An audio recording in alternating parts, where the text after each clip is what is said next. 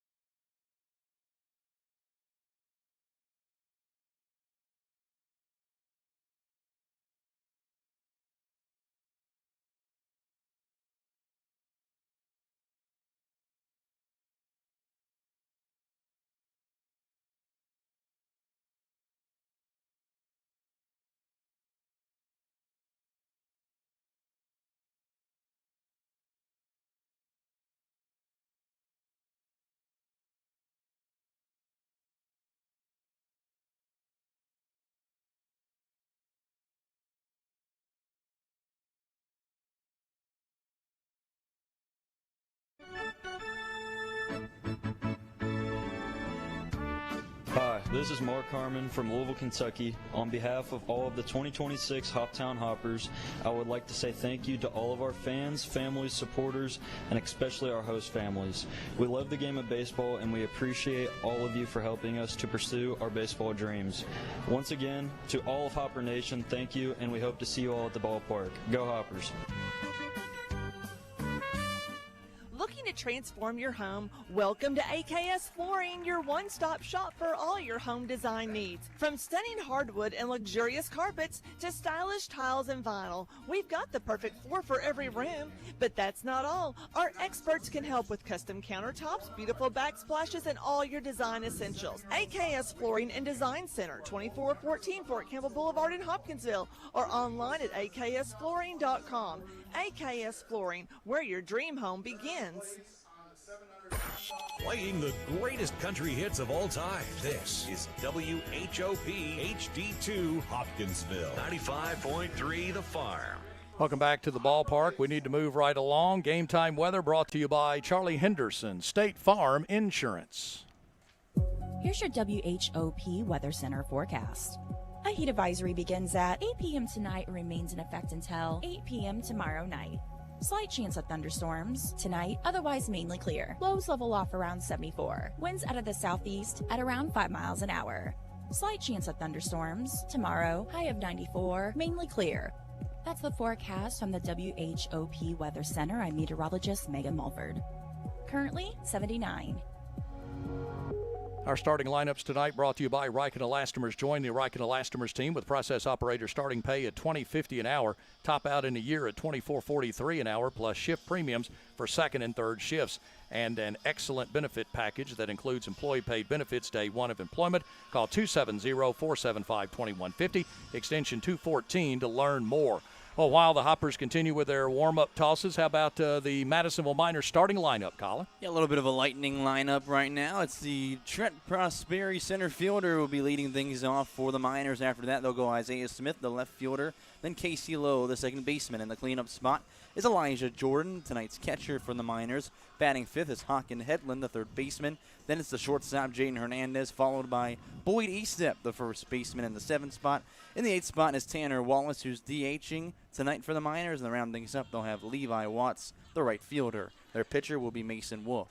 All right, here we go, and we're ready to go. We'll get the Hoptown Hopper lineup at the end of this half inning. We probably won't go to a break. We'll just go ahead and get the lineup and talk about that half inning. And coming in, stepping into the plate for Madisonville is going to be Trent Prosperi. He is the center fielder, bats right. And the first pitch of the ball game is going to be popped up and foul out of play at 6:59 as we get this contest underway on this Friday evening from Hopkinsville High School's Tiger Field. Overcast skies. It has definitely cooled down with the wind that has moved through with the associated rain to our south. Here's another one foul back and out of play. And the count is going to be 0-2. Yeah, it feels dramatically better. It's almost like we got the best of everything right here. The the wind passed through to make it cooler, but we didn't get the rain that cancel a game. So. Right, there you go. And does he get him looking? He does, as he strikes out. And the first strikeout of the evening. And Isaiah Smith, the left fielder, will now be the batter. This is Henley's only second start on the mound for the Hoppers. The other one he made against the Fulton Railroaders, where they just absolutely demolished the Railroaders at home. He went 6 innings in that game.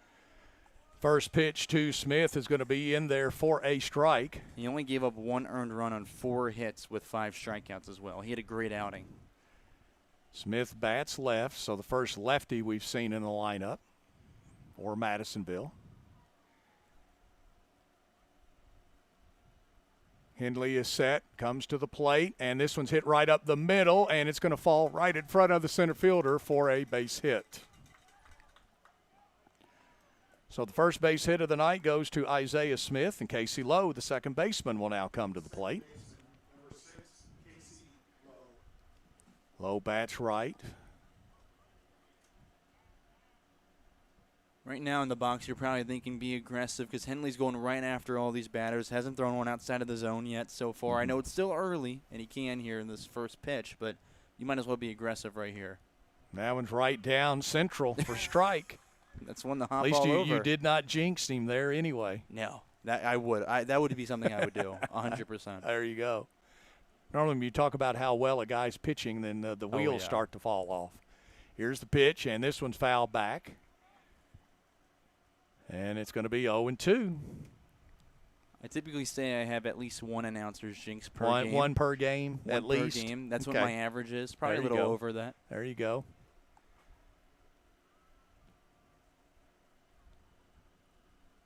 Here's the pitch, and it's high for ball 1. So 1-2 is the count. Yeah, the way it has cooled down with the wind and the cloud cover, I wished I was sitting outside tonight. Yeah. Almost jealous of it. I know it, yeah. Of course, the clouds go away and the sun comes back out, and you're back up hot again.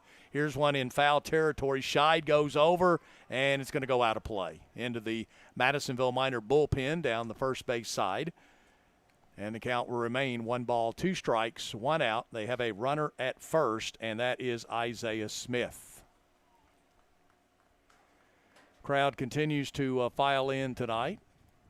It's a Rotary Club of Hopkinsville night, so it doesn't cost you a thing to come to the ball game tonight unless you want to buy something to eat or drink. Here's one that's going to hit a foul, and giving a hard chase for that was the left fielder for the Hoppers. That was Reed Hayes. Really had a beat on that, but it went out of the ball yard.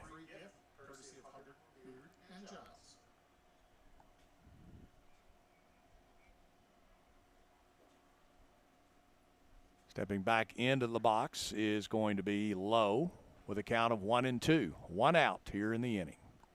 We are just underway from Tiger Field. The pitch, and it's inside for ball 2.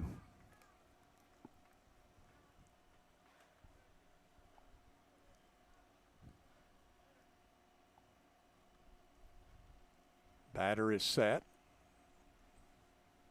Henley looks in, gets the sign he likes. The righty throws, and it's outside. Ball kind of bounces away, but the runner not able to advance. And the count is now full at 3 balls and 2 strikes. You know, the other pitchers, he kind of just was rearing back and throwing. It looks like he's really focused on specific spots with the last few that he's missed. He's got to make sure he's just letting him go with ease. Got him looking, strike 3. As it's inside. Second strikeout of the inning.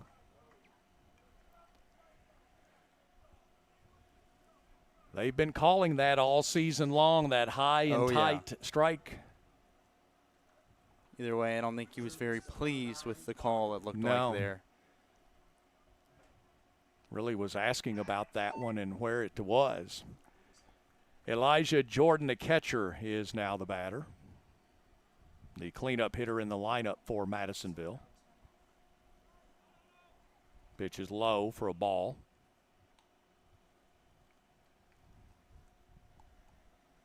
One and 0 the count. There's now 2 outs, and they've got a runner at first, and that's Smith. Here's the pitch, squares to bunt, gets it down, but it's foul. That evens the count at a ball and a strike. He's got a good fastball. It's got some good velo on it right now, but it also looks like a fastball that has a lot of pop coming out of the hand, so it runs on a batter in the box a little bit quicker than it really looks from our perspective. The pitch, low for ball 2. 2 balls and a strike now.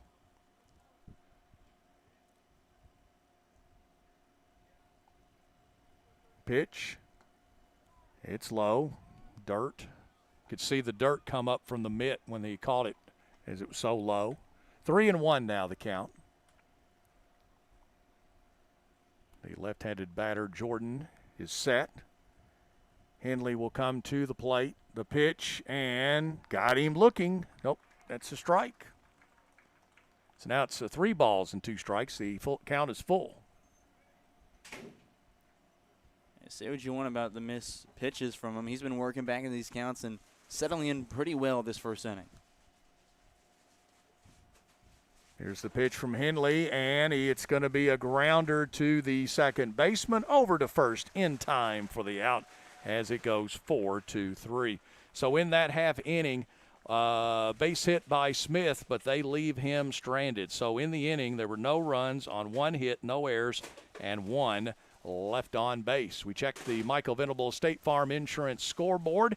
It is Madisonville nothing with the Hoppers coming to bat. And as we said, Colin, if you would, we didn't have an opportunity to give the Hoptown starting lineup. If you would, go ahead and tell us their order tonight. Absolutely, yeah. Let's go 1 through 9 for your Hoptown Hoppers. Leading things off will be the center fielder, Brennan Gibson, followed behind Gabe Eddington, who's playing right field today.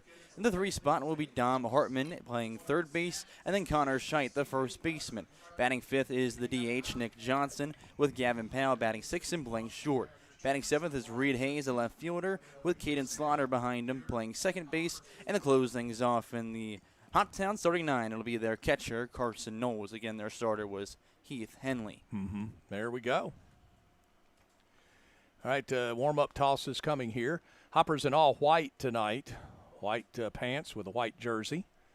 Red numerals, the classic Hoptown Hoppers logo on the left side of the jersey with their number on the right. Madisonville in the black tops tonight with the white pants. The gold numerals and lettering across the front.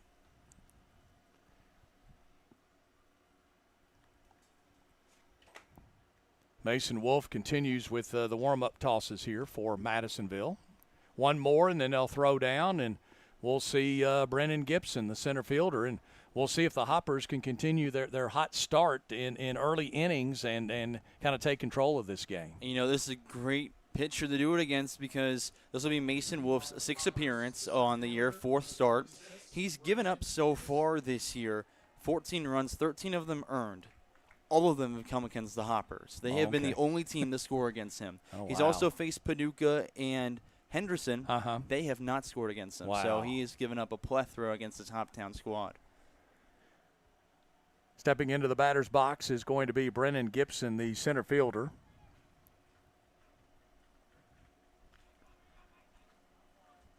Here's the first pitch, and it's in there for a strike. Looked like a curveball from here, and it's going to be an 0-1 count. Yeah, and facing a team so many times, even though there's a few different plugins in this Hoptown's roster than they saw last time, you got to try some different stuff. Pitch is high for a ball, so 1-1 the count now. You should surely know what doesn't work against them. Looking back at the past few games. Oh, yeah.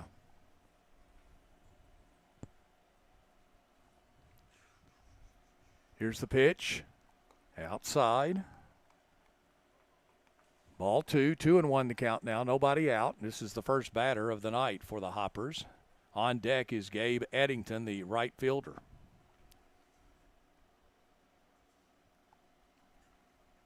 Here's the pitch. And it's low for ball 3. So 3-1 now the count. Gibson was one of those guys who, in their previous game, just was barely struggling to break through and finally got his one hit of the day and ended up trying to help the team score that tying run and just could not bring him across. Here's the pitch. And this one's a chopper to third, but it's foul. So that'll run the count full at 3 balls and 2 strikes.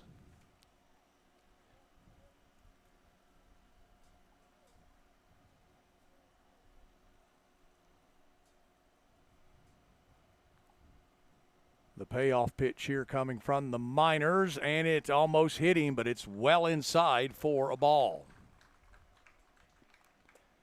So Brennan Gibson on base, and the batter's going to be Gabe Eddington, the right fielder. And we had that doubleheader on Monday. Eddington was one of the few guys to play in both games. In the first one, he actually played in the field and hit a little bit. And the second game, he came in relief out of the bullpen. So he not only played in both games, but played as a two-way there. Pitch is high for a ball. So 1-0 the count now.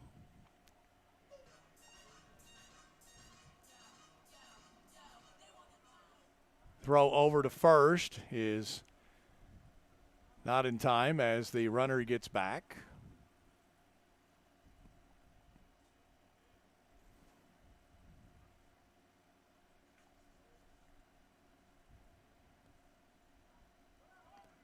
Pitch is going to be outside and in the dirt for ball 2. So 2-0 now the count.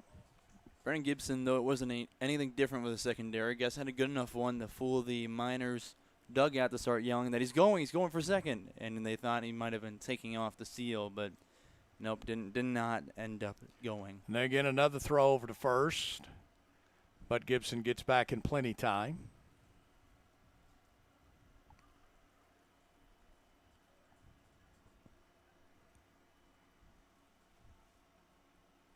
Here's the pitch, comes to the plate, it's inside, the runner goes, and he is safe. Didn't even slide. Then he almost lost his balance. It looked like he was going to come off the bag.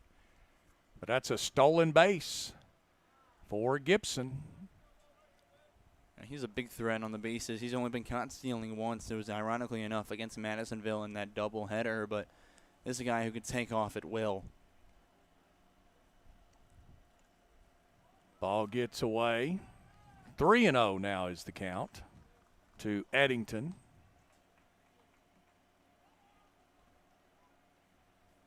Well, I guess that was ball 4. Excuse me. I lost a pitch somewhere. I guess it was a ball on the throw down. That's what it was. So now the batter's going to be Dom Hartman, the third baseman for the Hoppers.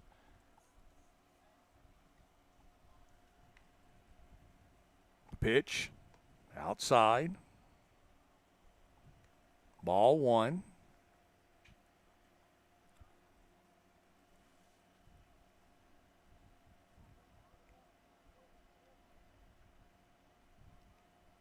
Pitch. And this one's going to be popped up and I think out of play. Yep, it's going to end up well beyond the bullpen to our right. And the count now is 1-1. Hartman's going to enter this game hopefully sniffing revenge. He played in game one of that doubleheader that ended up ending his 7-game hit streak. Pitch is inside, runners go, and everybody's going to be safe. So now it's 2 balls and a strike. And the Hoppers tonight, Colin, being very aggressive on the base paths. Yeah, they're getting back to what we saw that very first week or so of the season and really jumping all over this starting pitcher, righty, who's got a bit of a leg kick. Here's one hit into left, right to the left fielder, makes the play. They tag, they're going to come home to the plate, and he's going to score. The sac fly RBI for Dom Hartman. And the Hoppers are on top 1-0. Now with the ball hit into left field and coming into the infield, no chance for Eddington to advance from second, especially with just the one out there. You don't want to run into anything dumb on the base pads. No. Connor Scheidt, the first baseman, bats left, steps to the plate. And this one's high for ball one. You know, Wolf's got the same pattern every single time. He looks back once, and as soon as he's done looking back, he'll leg kick huge and then come to the plate. Good reason why they were able to steal earlier, and another reason Eddington might go here. Here's one hit to the second baseman, over to first, and out there as they get the play. As that goes 4-3, as it goes from low to E-step for out number 2. But it does advance Eddington to third. So 90 feet away for Eddington. And Nick Johnson is the batter. Had him on the radio earlier this morning. Joined us at the station. He's from Madison, Indiana. Of course, when I think of Madison, Indiana, I think of the regatta, the boat races. Oh, yeah. That they have on the river there at Madison. Here's a pitch, and it's a strike. So the count now is 0-2 as Johnson falls behind. You see that wind starting to pick up again. I'm sure it'll start picking up throughout the game at certain points, which you're talking to Brendan Gibson earlier and a few of the other guys. You drive one left field, it could be brought back in because of it. Here's the pitch, and this one's a chopper, and it's going to be foul down the third base side. Count will remain 0-2 with 2 outs. Hoppers on top, 1-0. As they basically stole a run by stealing bases. Absolutely. I mean, it definitely goes against Wolf on the mound without doing the slide step. Foul back as Nick Johnson stays alive. Or excuse me, Nick Johnson stays alive. If Wolf was just doing a simple slide step at any point, there's probably still not a run for the Hoppers so far in the first. That pitch is outside for a ball. So 1-2 now the count. Gavin Powell played a lot of games on this field here, is on deck. This was his home field in high school, Hopkinsville High. Here's the pitch. And got him looking, strike 3. So in the inning, 1 strikeout. There were 2 walks, a sacrifice fly for an RBI. So the Hoppers get a run on no hits. So let's see, 1 run on no hits and no errors, and they leave 1 on base. We have played 1 as we check the Michael Venable State Farm Insurance scoreboard. It is Hoptown 1, Madisonville nothing. Back after this, you're listening to Hoptown Hopper Baseball, presented by Chick-fil-A.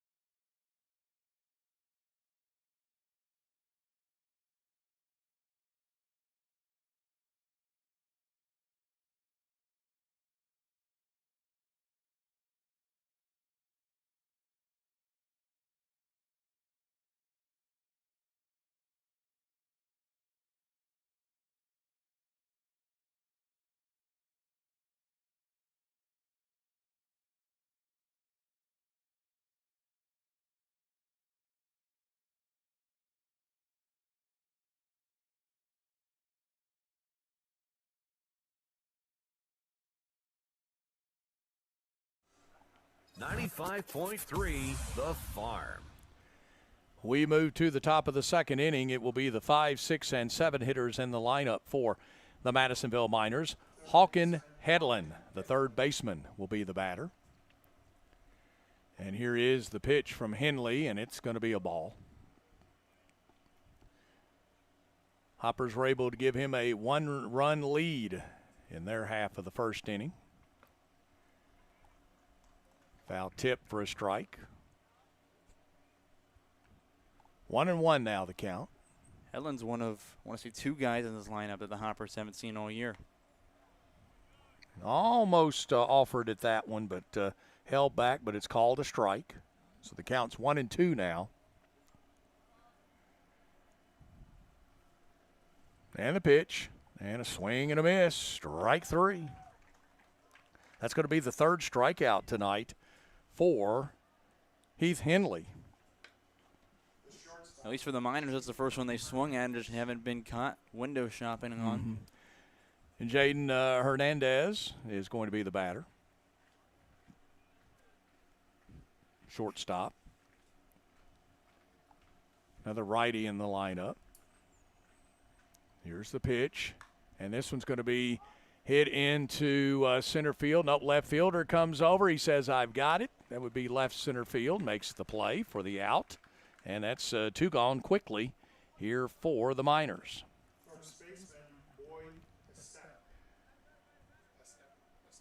Boyd, I believe maybe East. In Eastern Kentucky, it's East-Step. I would go East. I played with an East-Step, so he's over catcher for Coastal Carolina currently. Right. Boyd East-Step is the batter. Pitches a ball.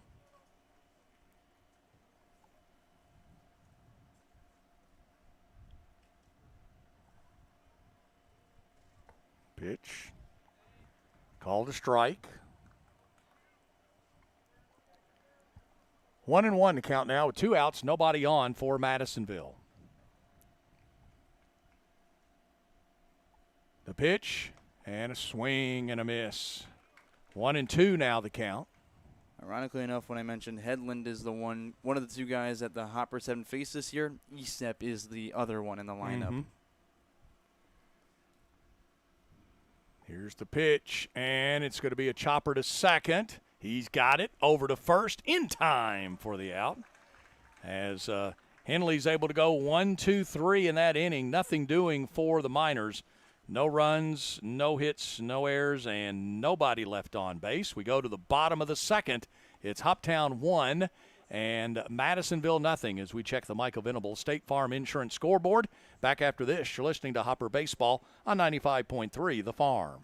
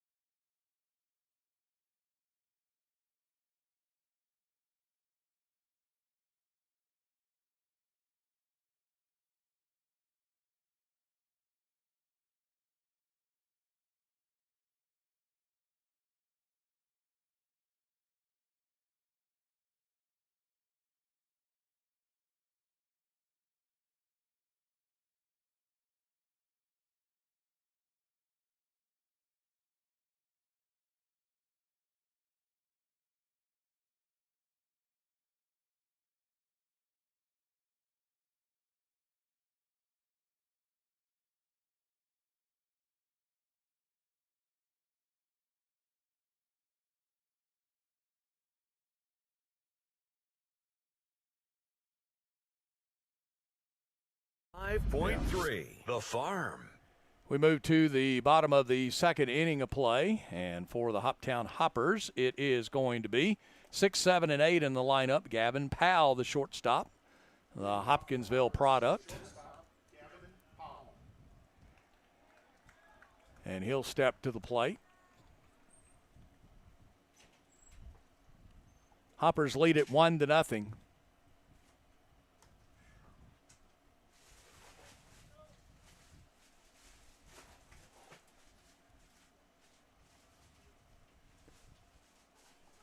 Steps in.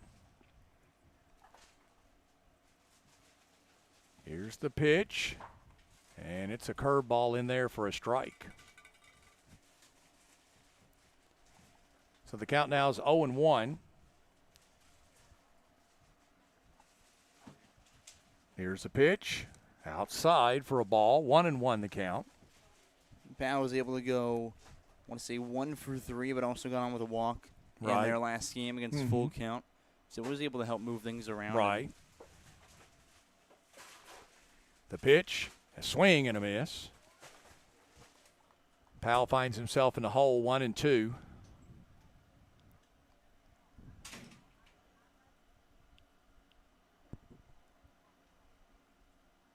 Pitcher is set. Here we go, and it's going to be a ball. So 2-2 the count now.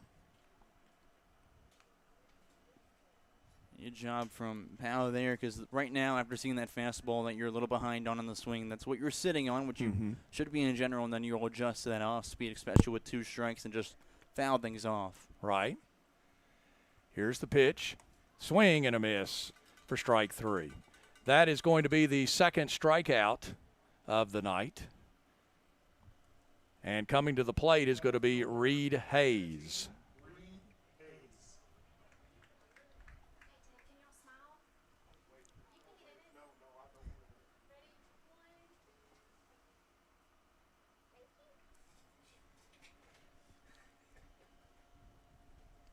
Pitch is inside to Hayes for a ball. 1-0 the count now. Hayes, the last game he played was, or not last game he played, but last time they faced the Miners, he played in that second game, the doubleheader, and finally got to show off the power and speed. Right. He had 2 hits, both of them extra base hits. One a triple, one a double. Here's a good, a rope right to the third baseman. Made a great play. That is going to be over there at the hot corner is Hawken Headland. Good catch there. Looky right what to I him. found That's here. right, yeah. I was about to Right say, we to almost him. spoke that into existence. Right. Caden Slaughter will now be the batter, the second baseman. And here's one hit right up the middle, and it's going to be a base hit. Lands right in front of the center fielder for the Hoppers' first hit of the night. So even though you have a run, there's your first hit. That's finally. right, yeah. Starts to remind me of when, I think the last time I've ever seen that happen, the Reds lost in a no-hit Right. game against the Pirates. Yeah. It would be that. Wasn't a perfect game, but it was a no-hitter. It was a no-hitter, yeah. and they lost to the Pirates on the road. Ugh. Perfect game, of course, is when you face 27 and you set 27 down. Here's the pitch. Runner goes, and he is out. So that means Carson Knowles will be back at the plate when we get to the bottom of the third inning of play, as we have now played 2. So the Hoppers with no runs on 1 hit, nobody left on base. There were no errors. And we have now played 2 complete at the end of 2 as we check the Michael Venable State Farm Insurance scoreboard. It is Hoptown 1 and Madisonville nothing. We'll be back right after this time out. You're listening to Hoptown Hopper Baseball presented by Chick-fil-A.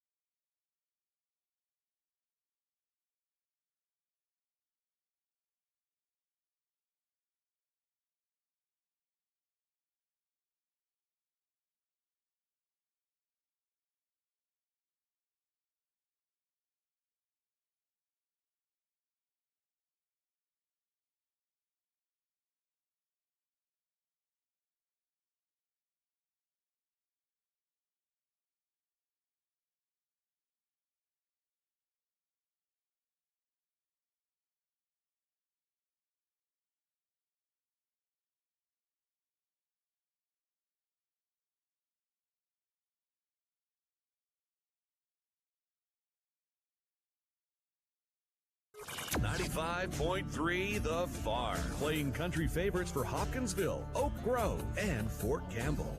We bring you back here in the Chick-fil-A broadcast booth with Jeff Siss and Colin Carruthers with some Hoptown Hoppers baseball as they take on the Madisonville Miners.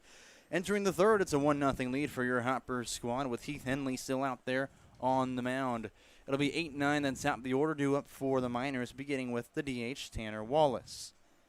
In the first inning, Henley faced 4, then he went 3 up, 3 down last inning. First pitch, as we get started with the third, high and away for ball 1. Wallace only played in 1 game of that doubleheader, went 0 for 2 with a pair of walks, as Heath works through the windup again. The 1-0 delivery, and he'll wave by it. Count evens 1-1. You notice where Henley kind of starts with his windup and his right foot. When he takes that step over, he'll slide the foot so we can start on that first base side of the rubber before pitching, and the next one comes in. Fastball upstairs, 2-1 is their count. Henley's been working very quick between pitches as he's already now delivering the next pitch.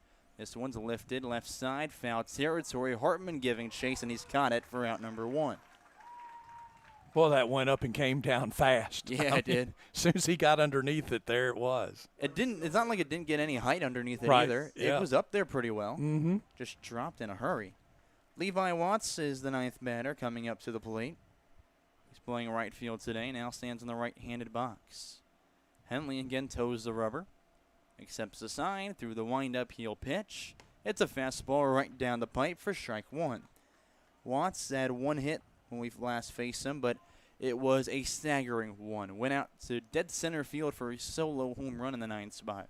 0-1 pitch, outside corner, misses, and the count evens 1-1.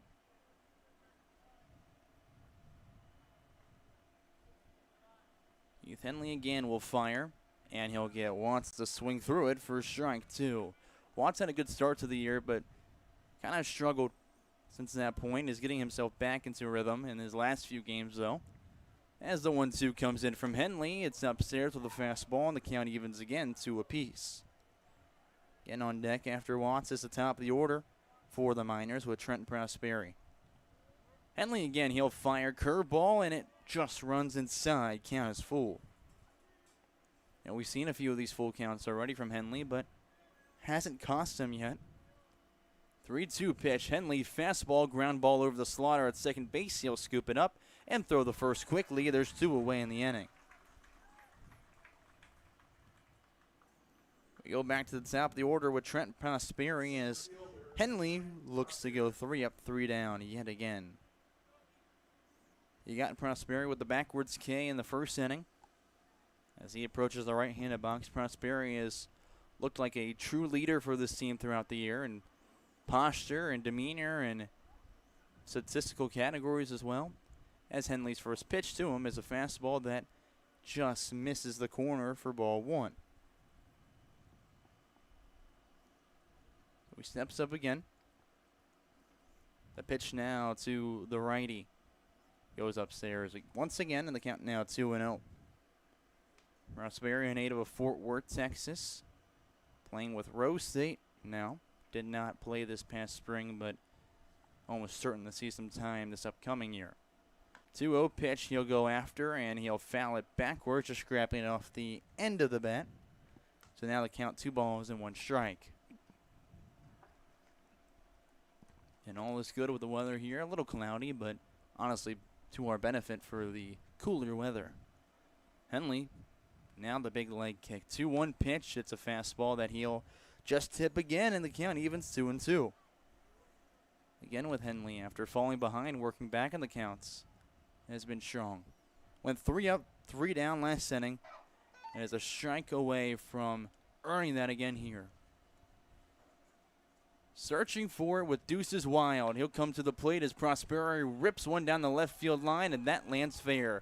He'll be rounding first and headed for second as Reed Hayes finally picks it up, throws it in, and there's a 2-out double for Prosperi. So as he stands in scoring position with the Miners' second hit of the day, I'll bring up Isaiah Smith.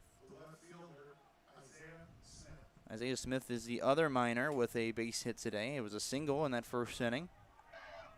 It was fallen off by a couple of outs behind him, so no one moved him over or, of course, to the plate, where the Hoppers have a 1-0 lead here on the top of the third and 2 outs in the inning. Henley from the stretch now. Readies and now throws the first pitch in the at-bat. It's a curveball dotted on the corner for strike one. Now that Henley has to work from the stretch, you can see that same idea with the windup. He stands way far over that first base side of the rubber. Fastball misses down low, and the count evens 1-1. Isaiah Smith on the day in total in the doubleheader. He played in both of them, went 3 for 4. As the next pitch, he'll just grab off the cap of the bat and put it in the dirt for strike two. The count now 1 ball and 2 strikes. And again, Henley's 1 out away from escaping the third scoreless. So all 4 batters in that first inning. And looking to replicate that right here. The 1-2 delivery coming to the plate, and it's lifted up left field out of play. He'll stay alive. That's all you're looking for with something like that. Low and away, you're a little behind on. You just kind of push it and wait for a better pitch.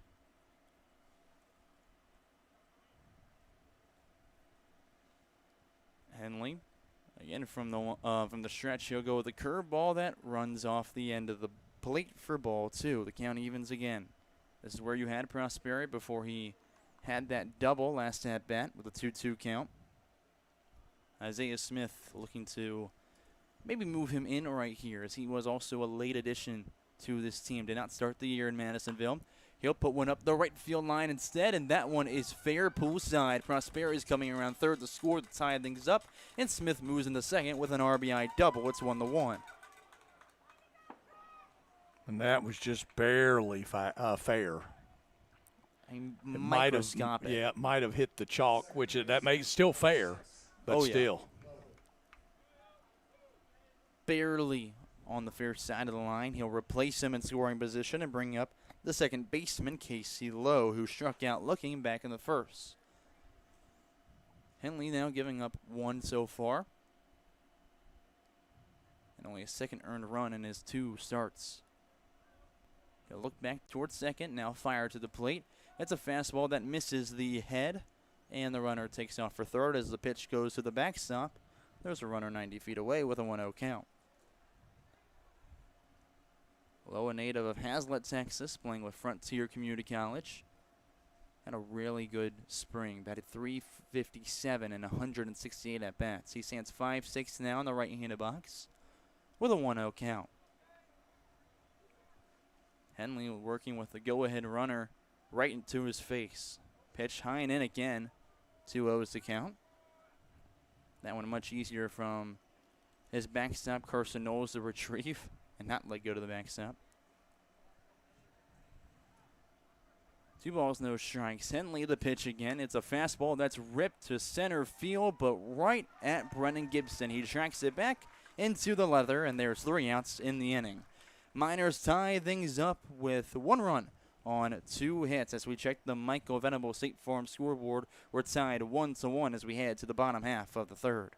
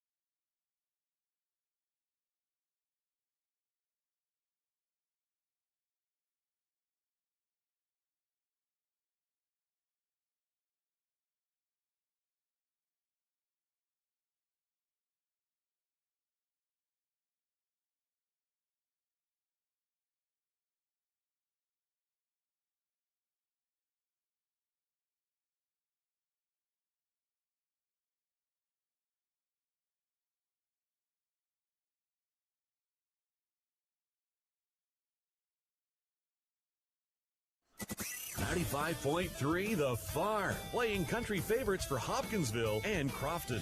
The Farm. Bottom of the third here on 95.3 The Farm. Your Hoptown Hoppers are tied with the Madisonville Miners 1-1, as it'll be Carson Knowles to lead things off for the Hoppers after he came up to the dish, and Caden Slaughter was caught stealing going to second, so he'll return with no count. And then on deck will be the top of the order for the Hoppers. Mason Wolf, the starter for the Miners, still out there. getting ready for his third inning of work as Knowles now approaches the right-handed box. He went 0 for 1 with a walk in the doubleheader. So looking to get his first base in a while against this black and yellow squad. First pitch from the right-handed dealer, curveball that sits way too far upstairs for ball 1. This is a Hoppers team that in general has hit very, very well against the Miners. On the season as a team in total, they're batting .341 with their average versus Madisonville. 1-0 pitch, and there's another curveball that does find the strike zone. The count evens 1-1.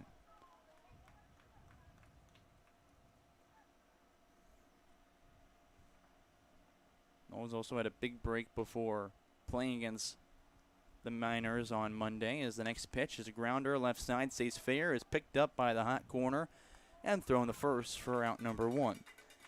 I say besides the game on Monday, or the doubleheader on Monday, Knowles hadn't played since June 17th against Fulton, where he went 1 for 3 in that contest. We now go to the top of the lineup for the second time today for the Hoppers. They bring up Brennan Gibson, who reached on the walk last time, and he ended up coming around as the only run to score so far. He now readies up as Wolf will accept and work from the stretch. Leg kick to the plate, first pitch, and that's a slider high, ball 1. Gibson, a native of Clarksville, Tennessee, stands 5'9" in the box, was just awarded the Mid-South Conference Freshman of the Year this past season with the Freed Hardman Lions. The 1-0 delivery, tries the slider again and runs it off the plate for ball 2. So Gibson's got the hitter's count right now. And swinging away he will with 1 out and no one on. A tied game here in the bottom of the third at 1 apiece. 2-0 delivery from Wolf. It's a soft ground ball left side. Third baseman finally scoops it up, throws the first, gets away from the first baseman. Gibson is safe and will remain on first base. Will probably still go down as a single, though, since he legged it out anyways. So it should not be an error. Of course, big controversy right now with Jacob Mizrowski's call the other day. If you've seen that. If not, go judge for yourself if J.J. Blade was safe or not. And whether or not that could have ruined Mizrowski's ERA a little bit more. Either way, there's a runner on first with 1 out. That brings up Gabe Eddington, who also got on with a walk back in the first inning. Pickoff move the first, and Gibson's back in standing. Gibson does have a pair of stolen bases already. Obviously swiping second and third so far. Wolf now set after peeking over the first. We'll look over again, and then we'll pitch to the plate. Eddington ropes one to the third baseman, and it's caught on a line for out 2, and he's gotten 2 over there in the hot corner. That's Hawk and Headland, who we have not seen, and he's made some ecstatic plays so far. Perfect reaction. Oh, yeah. Reflexes, yeah. Oh, yeah. There's still that runner on first, but 2 outs. It's Dom Hartman readying up in the right-handed box. First pitch you'll see from Mason Wolf. He'll go with that slide step as a fastball way outside for ball 1. You got to know right now, I'm sure someone told him in the dugout that if you're not going to give him the slide step, you're not giving your catcher a chance of Gibson where to take off here. He'll go with the leg kick, and Gibson takes off for it. Throw down towards second, and Gibson's on the back side of the bag safely for his third stolen base already in the game. Pitch did miss, so it's a 2-0 count. And again, it was the fact that he didn't have a slide step. And Gibson's able to get there. If he takes off without the slide step, and you know Gibson didn't beat it by much, he probably might have been out there. So 2 balls, no strikes again. Pitch to Hartman at the dish. Goes with a curveball that stays upstairs again, and Hartman's ahead 3-0. Not a spot you want to have this hitter. Right. On deck is Connor Scheidt. Technically, you have a base open with 2 outs, but don't really want to chance it. 3-0 pitch. Fastball way outside, and there's a 4-pitch walk. Runners on first and second for the Hoppers as they bring up Connor Scheidt to the plate. Scheidt had a 4-3 ground out last time, just barely missing the barrel with the bat. That ended up being the second out of that first inning after a sac fly from Hartman, who now stands on first. So Again, Wolf, the 6'4 right-handed dealer, will look back towards second before his first pitch to Scheit. He'll go after the first one. That was about letter high, and he'll foul it out of play for strike one. Mason Wolf plays at Cuyahoga Community College up in Highland Hills, Ohio. He's from Hamden, Ohio. Played with Chardon High School and was a state champion his sophomore year in 2022. 0-1 pitch from Wolf, and he tries a slider again that just misses the zone about an inch high for ball one. Count evens one apiece with the go-ahead run standing in scoring position in form of Brennan Gibson. Still early, though, in the bottom of the third inning. 1-1 is our score. Wolf from the stretch. Leg kick, and it will come back to the plate. Tries the curveball and cannot pull the string in time, but the 2-1 count. Nice day here at the ballpark. Decent crowd for who would have known if they were going to get this game in. People were wondering if the rain was going to cancel it, but it held off and moved out of the way. 2-1 pitch is right down the middle, and the count evens 2-2 to Connor Scheit. Again, Wolf has had a good year when he's not facing the Hoppers. When he has, though, he's given up now 15 runs after his one so far this game. Trying to get out of the inning. The Deuce's wild pitch, and he'll try the curveball again. Runs it outside, and Scheit has a full count with 2 on. On deck behind him is Nick Johnson, his Indiana Southeast teammate. As Scheit will ready up again. 3 balls, 2 strikes. Runners on first and second with 2 outs in the bottom of the third. Wolf will deliver, and Scheit is caught chasing one eye high to end the inning. There's strikeout number 3 for Wolf on the mound as we check the Michael Venable State Farm scoreboard. We end the third still tied. Miners 1, Hoppers 1. Back with more Hoppers baseball on 95.3 The Farm.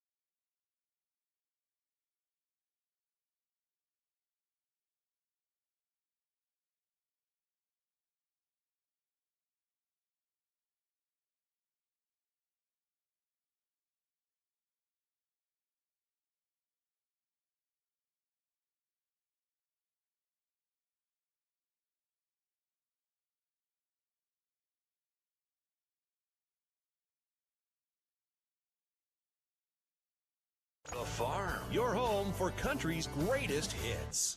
Played a third here at Tiger Field in game 26 of the season. Your first place Hoppers are tied with the 5th place Miners 1-1. We will now see 4, 5, 6 to do up for the Madisonville squad, beginning with Elijah Jordan to face Heath Henley, the starting pitcher for the Hoptown Hoppers. So far on the line for Heath Henley, he's gone 3 total innings, giving up just 1 run on 3 hits and a trio of strikeouts. For Jordan, he's 0 for 1 with a ground out to the second baseman, Caden Slaughter. So now we're underway with the first pitch coming in. He'll try the speed curveball. That it runs outside. So 1-0 is our opening count to Jordan. The catcher's next pitch, he'll hit softly in the left field for a simple single, and there's 1 aboard to begin the inning. Miners an inning ago plated 1 to tie things up after a pair of doubles, 1 from Prosperi, 1 from Smith, who is granted the RBI. And now they've got the leadoff man on to try to end up taking that lead. In that doubleheader, they scored in the first inning both times. In game 1, they scored 6 runs. In game 2, they scored 3.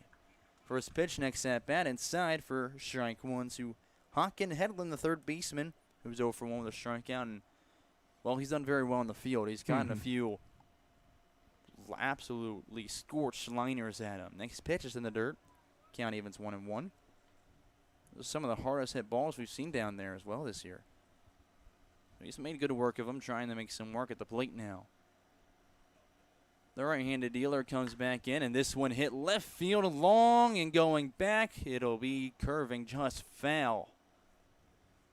So just a long strike against Heath Henley, who can take a deep breath and realize he probably doesn't want to go to that spot with the next pitch.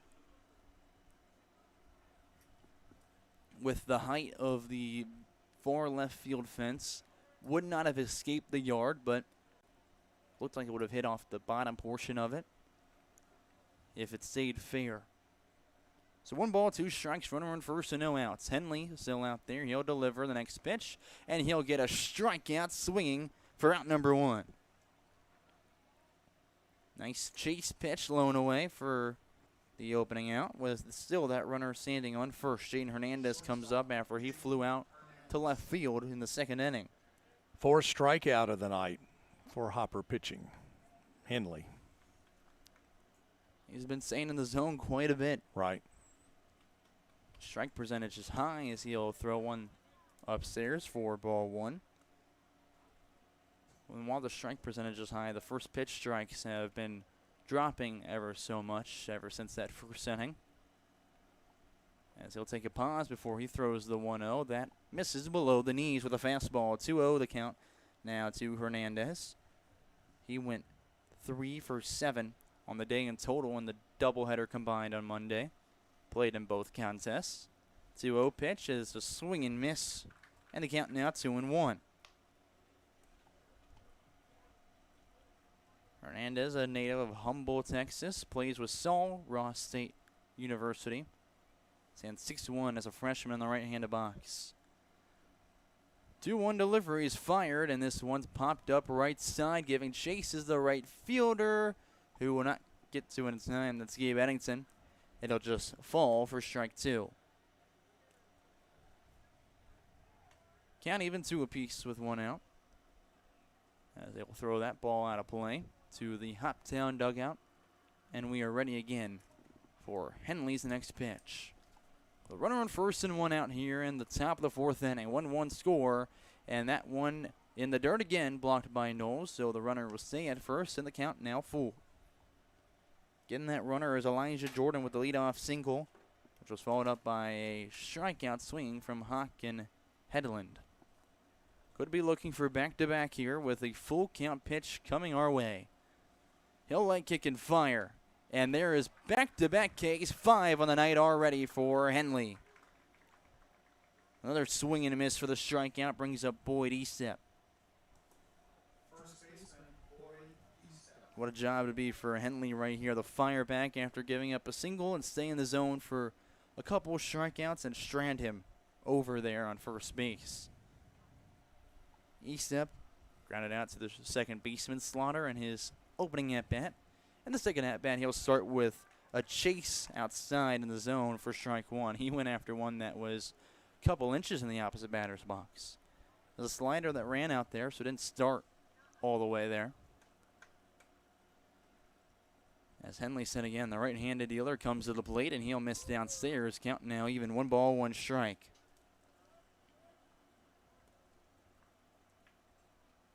Look at Henley. He plays with Auburn Montgomery, home of the Warhawks. His teammates there with Chance Sweeney on this roster. 1-1 pitch. He'll get him swinging underneath it for strike 2. He is gassing it by him right now and looking for the trifecta. 1 ball, 2 strikes with 2 outs here in the top of the 4th. Already 2 strikeouts. The pitch comes to the plate, and this one lifted up high, and it should be a can of corn for Reed Hayes, who's caught it for the final out. We checked the Michael Venable State Farm scoreboard after 1 hit and a pair of strikeouts. Henley's out of the inning with no damage across. We head to the bottom of the 4th, still tied 1-1.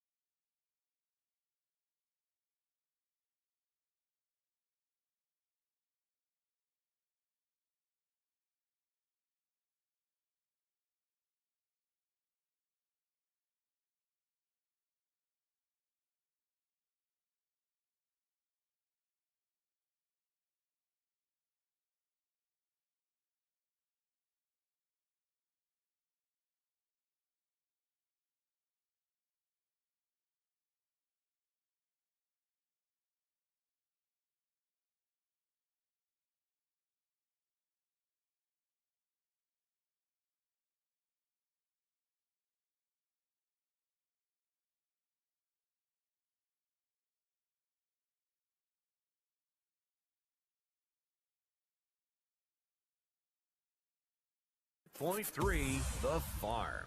5-6-7 due up for the Hoppers, beginning with Nick Johnson at the plate. He'll be facing still the Miners starting pitcher, Mason Wolf. Scores 1-1 as we enter the bottom of the fourth here at Tiger Field. Hoppers have been able to get guys on here at times. It's just, I want to say, 2 base hits so far in the day and 3 walks to get them on the base pads. They just haven't moved them over much outside of that first inning where they scored their only run in the game. Again, Wolf still out there, who after giving up that run has done well on the mound. He's looking at his line. On 3 innings, giving up 1 run on 2 hits and 3 walks and then 3 strikeouts as well. Johnson, he's 0 for 1 with a strikeout looking to end the first inning. He's now up in the fourth with his first pitch. He'll hit hard down the left field line and foul for strike 1.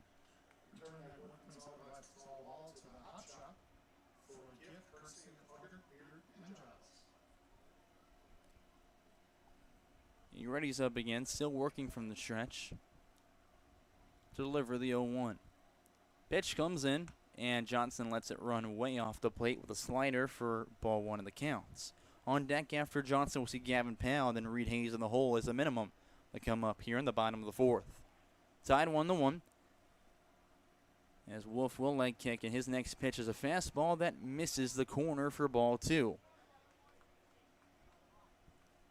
Again, Wolf from Hamden, Ohio, whose favorite quote, actually I learned this one, it's from LeBron James, which I feel like makes sense being in Ohio. It's, being a winner is a curse. Next pitch outside, 2-1. Or no, now 3-1 the count.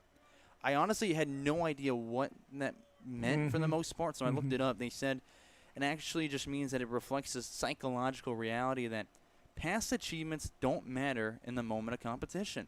3-1 pitch, it misses away. There's a leadoff walk. So basically, Wolf is a guy who doesn't like to let his strikeouts previous in outing or maybe a past outing make him realize, hey, I should be able to do that this time. Right. Every outing is going to be a battle. Right. It's a good mindset to have. It just, well, hasn't come to fruition against the Hoppers so far this year. The attendance tonight, Colin, is 302. 302, the attendance tonight. Not bad numbers to begin your 4th of July weekend with the Hoptown Hoppers. It's a curveball high and in. As Powell dips out of the way, begin the next at-bat with a 1-0 count. And don't forget to celebrate the 4th of July tomorrow as well with the Hoptown Hoppers, who are at home at Tiger Field with a 7 o'clock start time. 1-0 pitch. Powell, right field. This one is sky high. Levi Watts going back and has caught it for out number 1 as Johnson retreats back to first base. Or out number, yeah, it's out number 1.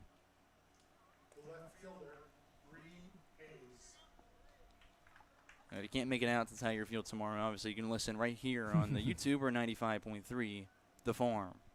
Reed Hayes coming out to the plate with 1 out and a runner on first. He's 0 for 1 with that scorching liner to the third baseman, Hawken Headland, earlier. As he starts to go around trying to hold up, doesn't matter. He offered at strike 1. It was a slider that ran in the opposite batter's box about halfway. And Hayes lit up a little bit too early. Now waits the 0-1 as it comes to the plate. It's a fastball that is right down the middle, and he's behind 0-2 against Wolf. Sounds like some fireworks going off in the background to celebrate the weekend. Reed Hayes trying to show off the power that we saw a couple of days ago. He thought about going after the slider way outside, did hold up that time. So the count now 1-2. Again, had a triple and a double in the second game of the doubleheader against the Miners. 1 ball, 2 strikes with 1 out. Pitch comes in from Wolf. It's a curveball that ended up in the middle but broke too late before crossing the plane, so it's ball 2 as the count evens 2-2. Still have Johnson standing on first, and on deck is Caden Slaughter. It's only 1 run on 2 hits so far for the Hoppers in this one. That one is a fastball that runs off the corner of the plate again for ball 3 as the count is full. Reed Hayes again transferring to Lansing Community College after spending his first collegiate season with UIndy as a Fort Wayne, Indiana native. Trying to get something sparked here in the bottom of the 4th. Full count pitch. It's outside, and there's another walk. Runners on first and second, both of them with the free pass with one out in the inning. They'll bring up Caden Slaughter, who got on with a single to actually end the second inning after he was caught stealing, going from first to second. Does have one of those 2 base hits, though, with the man in the hole being Brennan Gibson, who has the other. On deck, though, would be Carson Knowles in the 9th spot. First pitch now. Outside with the fastball. 1-0 is our count to Slaughter. Went 1 for 4 on Monday. Did not play in our last contest on Wednesday against the full count rhythm, and that was an interesting one. You're trying to get out there. It's hot as all can be. The bus breaks down as the 1-0 is a swing and miss from Slaughter. 1-1. Went and chased after a slider. And again, shout out to great GM Adam West, who spent 3 hours fixing that so he could get home that night.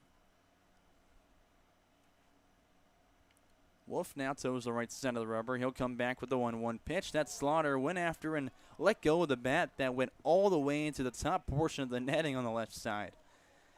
Did technically tip it too, so the count 1-2. Didn't matter if he tipped it or not. It would have been a strike as he swung.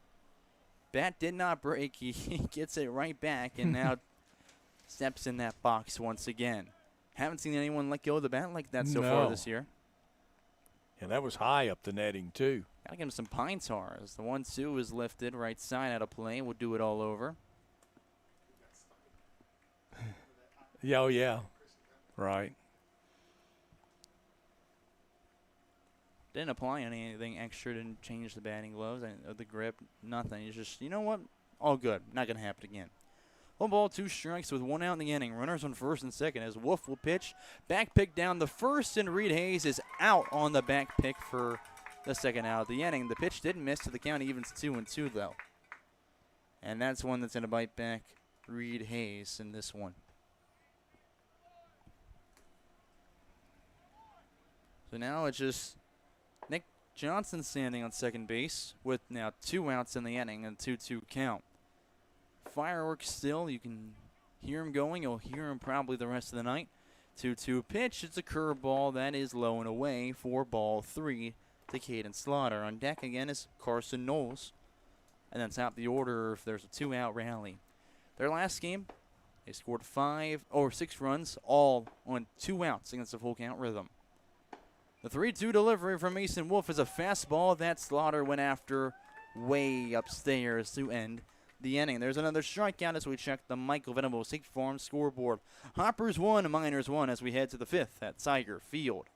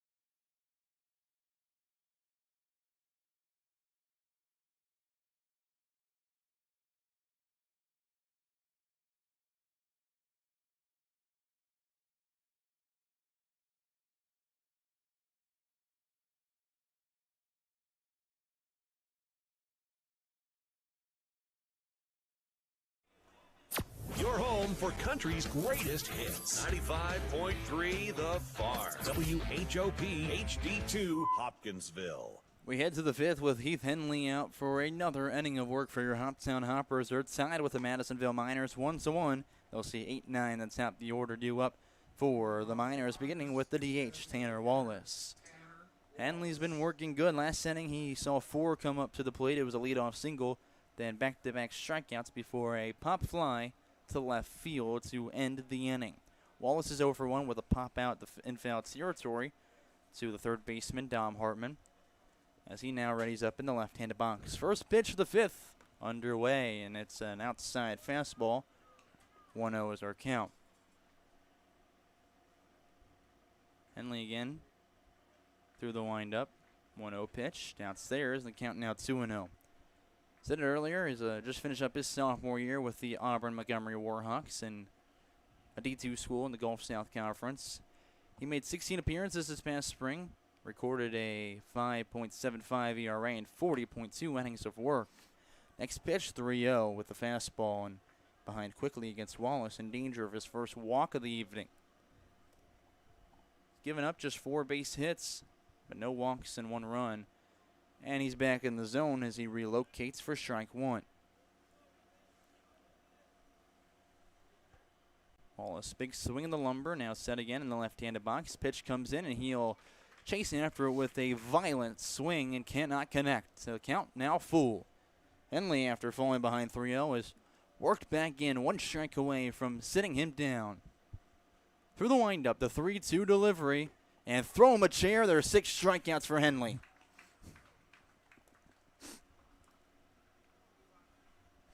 They'll sit him down to bring up Levi Watts. Again, Henley punching guys out left and right so far. Watts grounded out to the second baseman. He's 0 for 1. First pitch of his second at-bat. It's a curveball in the zone for strike 1. After him, we'll see Trent Prosperi with the top of the minors order on deck. Henley's already working the 0-1. Curveball doesn't break, and the count now 1-1 as it stayed upstairs. Henley's a native of Douglasville, Georgia, where he's already throwing the 1-1 pitch.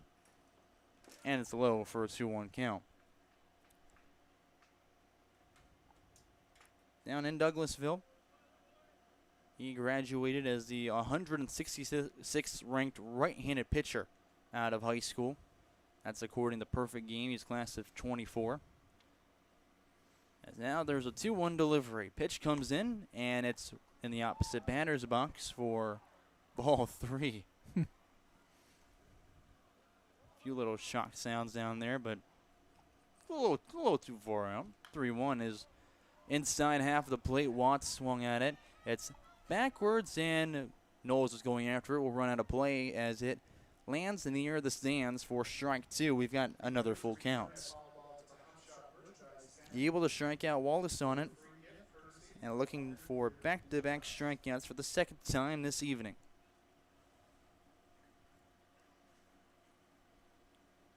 No one on with 1 out. Henley through the windup. He'll fire again, and it'll miss downstairs with a curveball. There's his first walk of the night. So the Miners are awarded with their first free pass and bring up Trent Prosperi with the top of the order.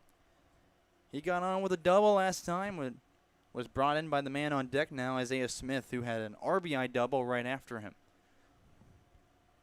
And those are 2 of only 4 hits now for the Miners against Henley on the mound, who's hoping for some offense to help him out.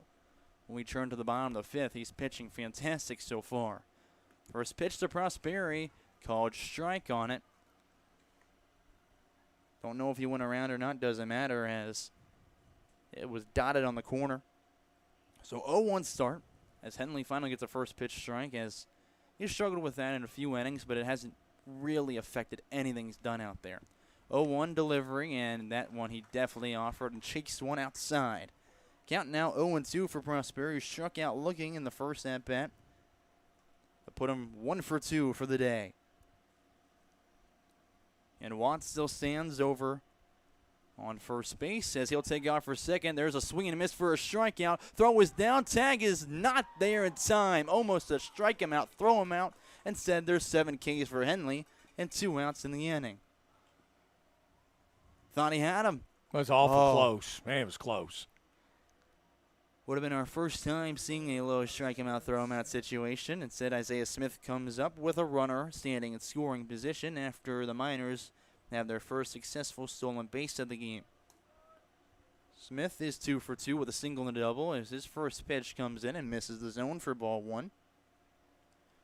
Of course, as just mentioned, that double brought in the Miners' only run. It did happen with a runner standing on second. It was Prosperi, not Watts, but very similar situation right now. 1-0 pitch, and that's a called strike low and in. Count even 1-1. Smith looked back towards his dugout, and now readies up again, wondering if that one really hit the zone. It was pretty borderline. Henley looks back towards second before firing. It's a chopper up the middle. Shortstop picks it up. Powell takes a minute before finding it in his glove, and Scheidt will drop it after it's thrown over, so he'll reach on what should probably go down as an E3. Even though it was kind of stuck in Powell's glove, he did make the throw over, and Scheidt just wasn't able to corral it. So it's runners on the corners with 2 outs, and Casey Lowe, the batter, who's 0 for 2. First error of the night. Defense has been solid, again, especially on the minor side. I want to talk about the third baseman, Hawk and Headland, who I'm not getting those plays out of my head for a while. They were fantastic. He'll try the fastball first pitch. He'll be successful with a called strike on the outside portion from, again, our home plate umpire tonight. It was Veltri. First base is Johnny Lowry, and then Hanley is manning third in the umpire crew. 0-1 pitch, curveball in the zone, and Henley's ahead 0-2 on the mound. And we're tied 1-1 here in the top of the 5th inning, looking to keep things right where they're at. And you're 1 strike away from doing so. Henley, no balls, 2 strikes. Pitch to Casey Lowe. He'll offer, and there's a trifecta of strikeouts in the inning. We head now to the bottom of the 5th, checking the Michael Venable State Farm scoreboard. Miners had 2 on, but could not bring anyone across. We're still tied 1-1 as we head to the bottom of the 5th.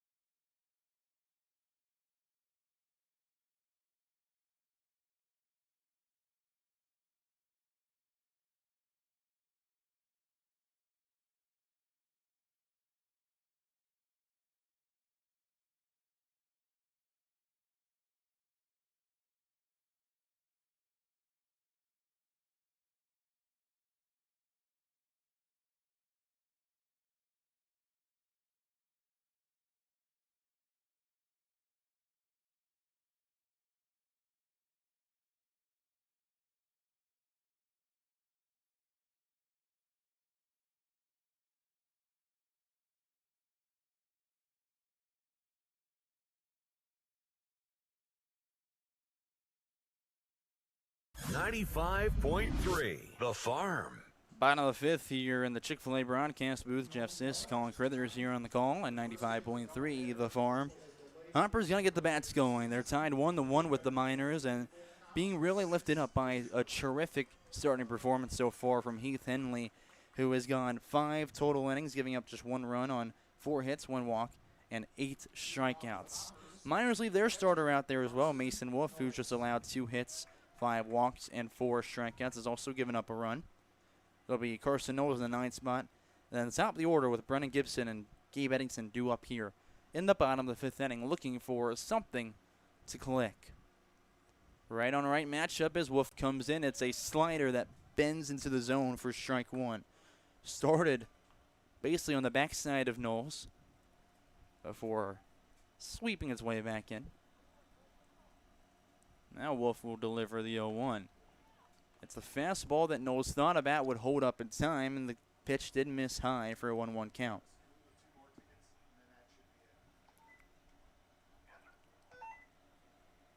Long look in from Wolf, who's pitching from the stretch in this game, even though there's no one on. He'll try the slider again. That's way behind Knowles, who gets out of the way. Count now 2-1. Gets out of the way the opposite way you would typically expect. Usually it's backing out. Instead, he walked in a little bit to make sure it didn't hit him.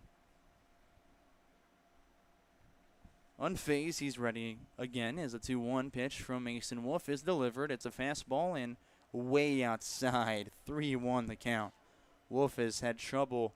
When he's missed, it's been big, especially with the slider. Expecting the fastball here, the 3-1 pitch coming now to Carson Knowles. He'll swing at the fastball that's dotted on the corner, and he cannot connect with it. Count runs full. Knowles in his second at-bat after he grounded out to the third baseman, Headland, in his only appearance so far. Full count pitch upstairs with a fastball, and there's a leadoff walk for the 2nd consecutive inning. 3 of the innings so far today have actually began with a leadoff walk. The 1st, the 4th, and now the 5th. So Gibson will come up. for the third time today at the top of the order. He's 1 for 1 with a single and also reached on a walk his first time up. Came all the way around the score as well. Peeks over the first, then pitches as Gibson will attack the first one. It's sky high in the infield. Shortstop being Jaden Hernandez calls everyone off and has caught it for out number 1. Very quick out brings up Gabe Eddington for his third appearance. He's 0 for 1 with a walk as well.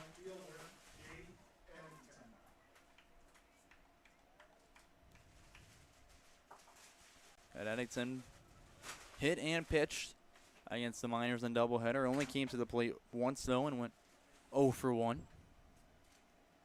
Was a pinch hitter in that one. He starts to go around in the first one. Can't hold up in time. It's a called strike on the swing. Count 0-1 to Addington. On deck is Dom Hartman. With 1 out, a runner on first. Tied 1-1 between the Hoppers and Miners here at Tiger Field. Next pitch from Mason Wolf, the dealer for the Miners, misses downstairs. Count evens 1-1. And Hoppers sit in first place with an 18-7 record. They're only in first by half a game, though. So the Henderson Flash, who ends for the day 18-8. Wolf now will throw a pick off over the first, and he's back in safely. Head coach Chris Benny for the Hoppers mentioned that, hey, being ahead by only half a game, pretty much tied going into the final couple of weeks of the season. You got to treat every game like the playoffs at this point. Pitch downstairs 2-0. He learned from last year saying that the difference between a 1 seed and a 2 seed can be monumental come the postseason time of the tournament. So he wants them to treat it like you're starting the playoffs today. Every game matters. Every win matters at this point. 2-1. And that one misses low, 3-1. So he's definitely chasing that first place spot for that regular season title before chasing the league title for the first time since 2019. You mentioned a few ways they've got to start preparing for it. It's focusing on every at-bat, focusing on every pitch, whether you're in the dugout or not. Then also just hydrating with the immense heat, which we heard in the pregame show as well, as that the heat has been the big thing they've been battling. Pitch called strike low and in. Now the count runs full to Eddington with still that runner being Carson Knoll standing on first. 1 out in the bottom of the 5th. Yet the Hoppers really need some offense at this point. Mason Wolf, leg kick comes to the plate, and it's outside for another walk. So Eddington's on safely, runners on first and second, and Hartman, the new batter, approaches for the Hoppers. That's now walk number 7 for the Hoppers at the plate in this one. Mason Wolf, who, again, has struggled to stay in the strike zone, but when he has, the Hoppers have been aggressive and just haven't been able to string across the base hits they need. They only have 2 so far in this game. Yeah, he's given up 7 walks, but just 1 run. Yeah. First pitch to Hartman, left field, and strong, and that one finds some real estate. They're waving around 1 runner. Carson Knoll's going to come across. They're giving the windmill to Gabe Eddington, who comes around third. Throw comes in to the plate. Eddington's underneath it. He's safe. Hartman goes into third. Hayes stands 90 feet away now. It is a 3-1 lead for the Hoppers. You're welcome. There you go. Hartman with a double to bring in a couple more as the Hoppers finally take the lead. Jeff Sis obviously bringing that one into fruition for us. That's right. He moves. I'll take credit for it anyway. You absolutely should. Eddington went 270 scoring from first base there as well as Hartman moves into third on the throw, and they'll ask for the game ball from Mason Wolf, it looks like. No, he's still standing out there. It looks like they grabbed the game ball and he's just basically kind of wiping off his pants a little bit.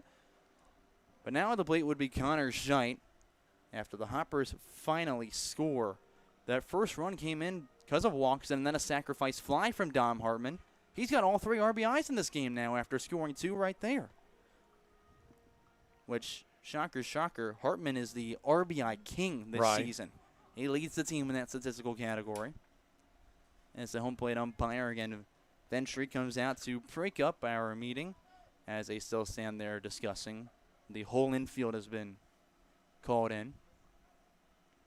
And finally, McElfresh, the pitching coach for the Miners, will retreat back to the first base dugouts. He was very generous on the time there, by the way. That was a lot more than the 30 seconds you're typically allotted. Pretty much a full minute at least. He went out to break it up and then came right back towards home plate, and they were still talking. Oh, yeah. He made it all the way back. So infield on the left side is playing in. On the right side is back. It's Connor Scheid, a left-handed hitter with 1 out, a runner on third, and a 3-1 score. First pitch he'll offer and foul backwards for strike 1. Scheid up for the third time today. He's 0 for 2. With a ground out, a strikeout swing his last time up. Makes sense that only the left side of the infield is in because when Scheid pulls one, he pulls it about 100 miles per hour, it feels like. A 1 pitch he'll offer and a curveball outside for strike 2. That stayed in the opposite batter's box the whole time. Did not break back in. On deck is Nick Johnson, the DH Warrior Hoppers. Mason Wolf still the pitcher for the Miners as he'll throw the 0-2. It's just missing the outside corner. Home plate umpire will tell the catcher it's just a little outside for ball 1. The backstop, Elijah Jordan, looked back and was asking where that one missed because, to be honest, at least from our angle, didn't miss by much. Now Wolf again, the 1-2 pitch. Connor Scheid, right side and foul, will stay alive.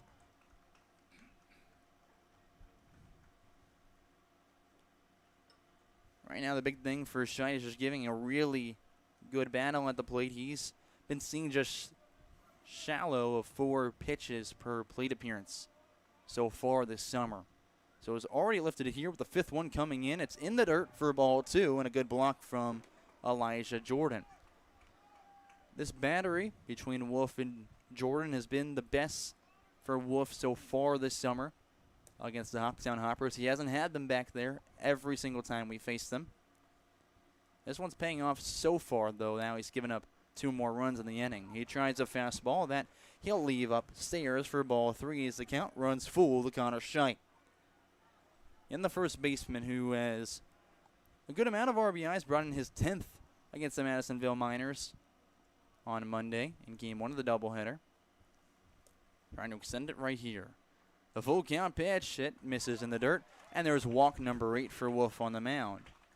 There is a couple of guys warming up in the Madisonville bullpen, and could be seeing one soon come into play. There's Stephen McNett, who exits the dugout and is walking out to the mound to finally ask for the game ball.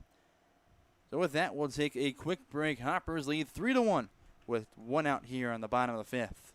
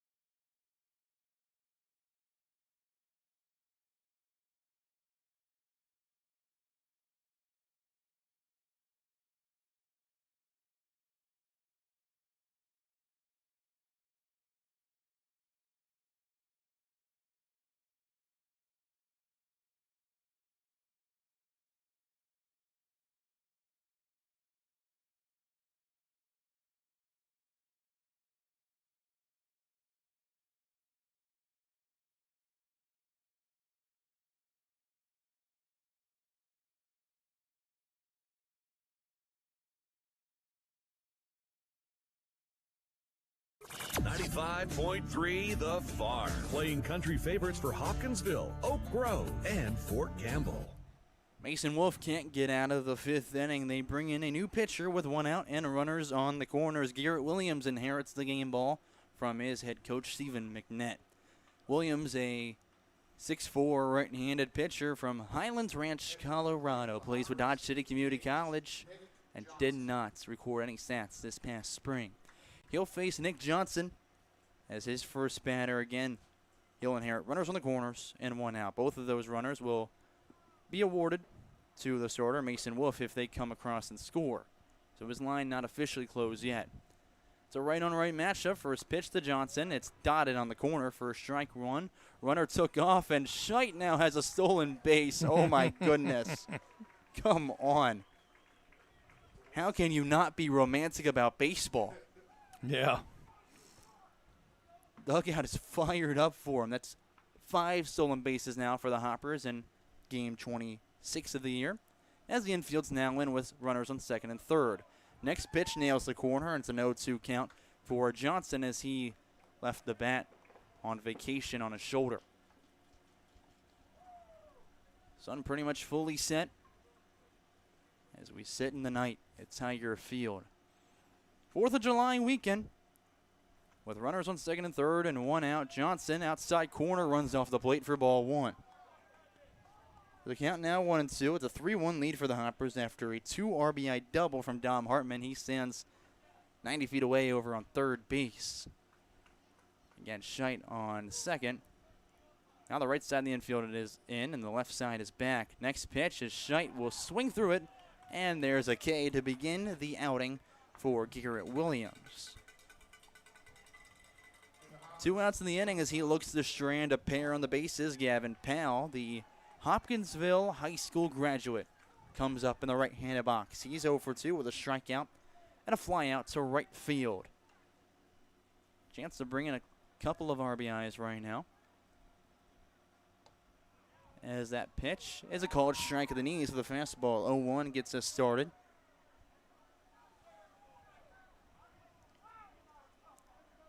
And Powell, a guy who is a late addition to this roster, is back from the 2025 squad and to finish up his spring with Ren Lake before coming down.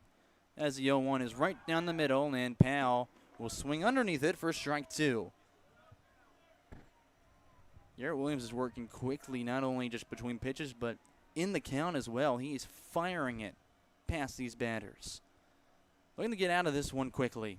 The 0-2 pitch is Scheit's about 3/4 of the way back to second base, and they will not throw back. Scheit was trying to tempt him to. As the count now 1-2.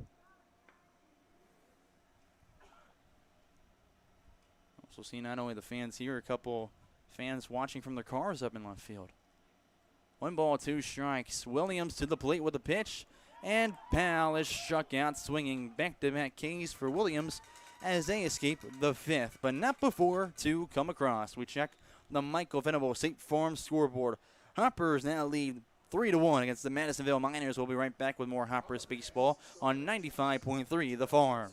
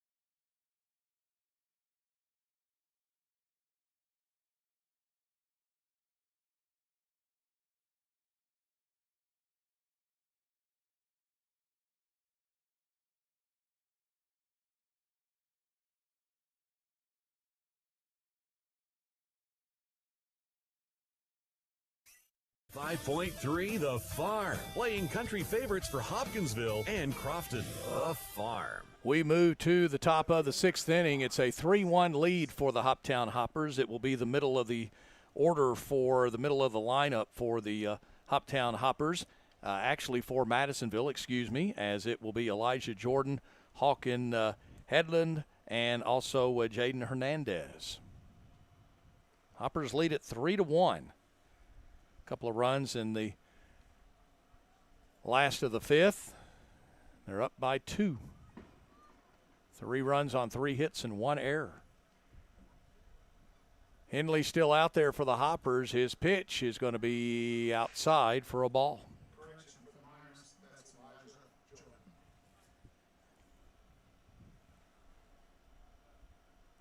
The pitch. And it's going to be low for ball 2 to Elijah Jordan. Happy to see a starter working to the 6th inning here for the Hoppers. He just threw his 90th pitch in the game so far. Here's the pitch, and it's going to be ball 3. Again, it's not a guy who did not perform this past spring. He threw 40 2/3 for the Warhawks, so it's not like he's just getting his first bit of work here. Pitch is a strike on the 3-0 count. 95% of the time. Pretty much. Yep, roughly.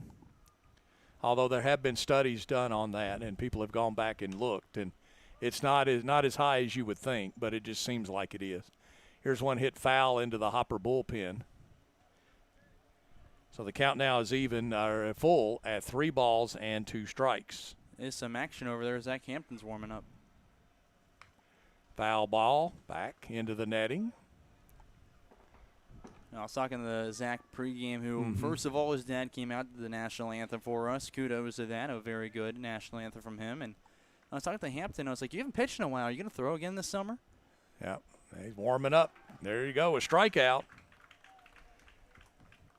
And my assumption was pretty much, no, he's probably not going to throw. And I figured they probably shut him down after throwing a lot for Mary Hardin Baylor this past year. But he mentioned, I'm kind of shut down, but I can come in relief and offer an inning or two if needed. So he's not shut down completely, but he will just come out of the pen if he does pitch this year.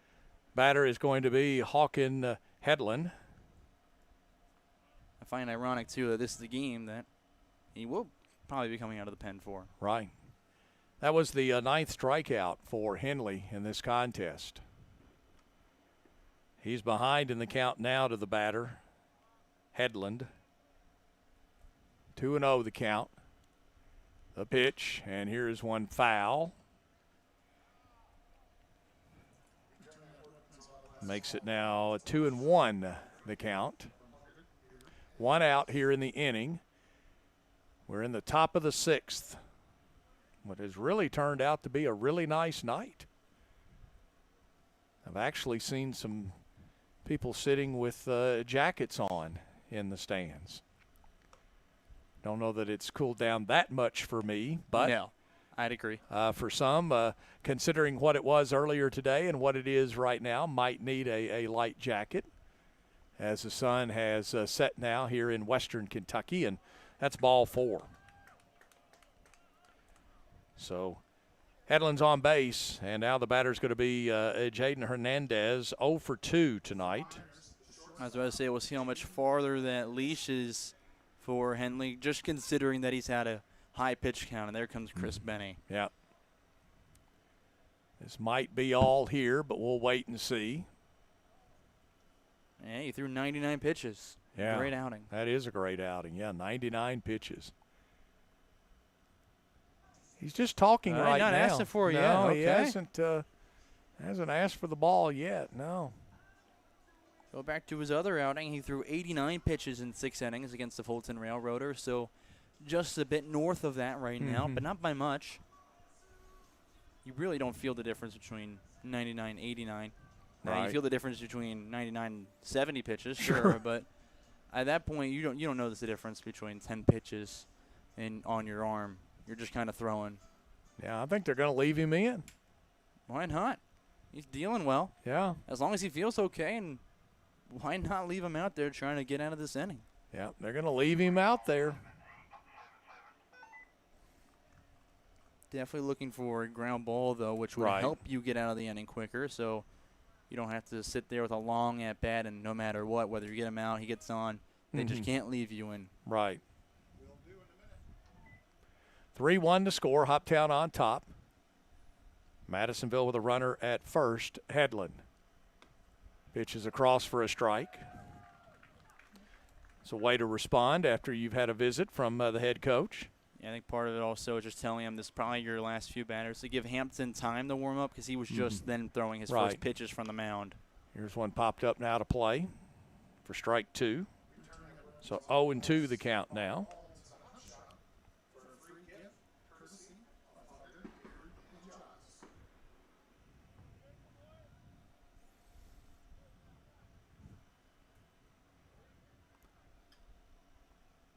Here's the pitch, and he gets away, and the runner's going to take second base. Hit the catcher's mitt and then just kind of popped out and rolled away from him just enough, but the runner had already broken for the base. So he already had a head start. 1-2 the count. This one's foul back. Count will remain 1-2.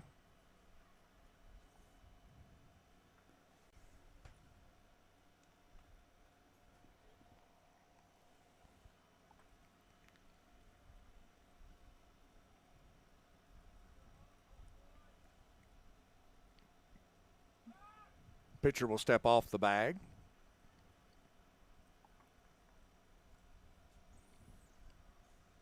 Now he's back on the rubber, ready to go.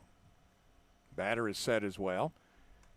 Pitch does get away this time. Runner's going to take third. This was low and in the dirt and kind of bounced off his chest protector. And the count's 2 balls, 2 strikes, 1 out.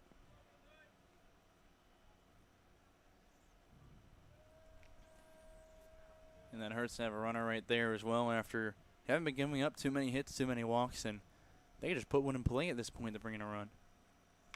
And here's one hit over the head of the third baseman. That's going to score a run as it's a base hit RBI for Hernandez. And it's now 3-2 in favor of the Hoppers. Boyd Eastep, the first baseman. No movement out of the dugout. They'll probably wait until he walks all the way up, and then they might come out. They might probably let him have the batter, though. They're looking over towards the bullpen to see if calling down. Yeah, see if they're ready. And let's see here. No, not going to make a change. It doesn't look like. It's like a pinch hitter though for the Miners. That's going to be Caleb Braden coming in the pinch hit now. Caleb Braden. Caleb Braden. We have seen him a bit. He had a home run against us last time we faced him. And here's one hit into right. It's a base hit. And the runner will stop at second. And now we're going to see Chris Benny. That will be all tonight for Henley, as that's a base hit there. And that'll be all, as we've got our second visit of the night, and we'll come back and tell you about the pitcher right after this timeout as we check the Michael Venable State Farm Insurance scoreboard. Hoppers lead at 3-2, back with a new pitcher right after this timeout. You're listening to Hoptown Hopper Baseball, presented by Chick-fil-A.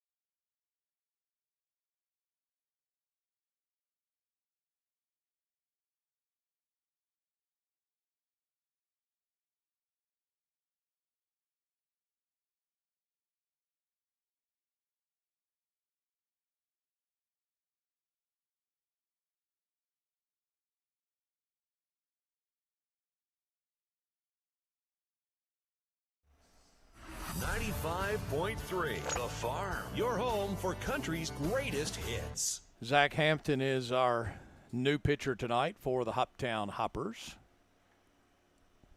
And you said his dad sang the national anthem tonight, is that right? Yeah, his dad came up all the way from Corpus Christi, Texas, and they said they're spending the 4th of July weekend up here in Hopkinsville with, of course, Zach Hampton and probably as well as Keith and Holly. Keith, Holly, the whole 9 yards. Right. So Hampton now out there. He's only made 2 appearances on the mound.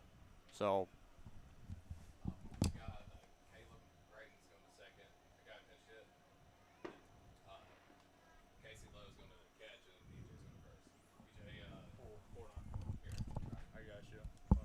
got some changes here for Madisonville coming up in a bit. So Colin's going to get that all straightened out.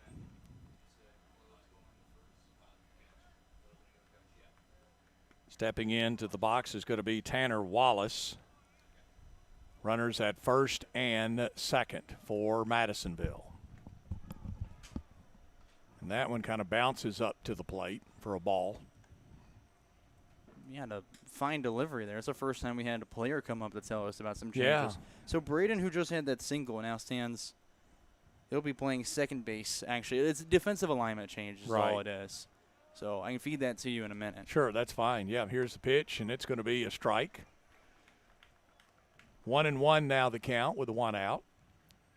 So Braden pinch hit for the first baseman, but will be playing second. They move to the second baseman low, the catch. Okay. And then the catcher, Elijah Jordan, to play first base. Okay. Just do a whole carousel on that side of the infield. Yeah.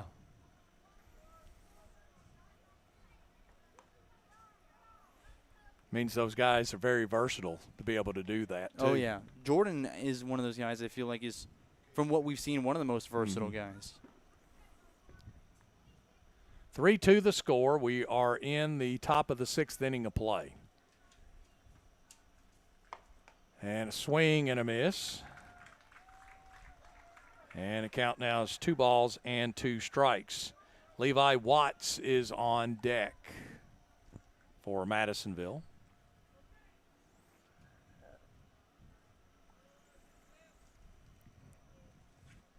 Here's the pitch from Hampton. This one's going to be inside. Ooh. And the count now is 3 balls and 2 strikes. He thought he had a strike.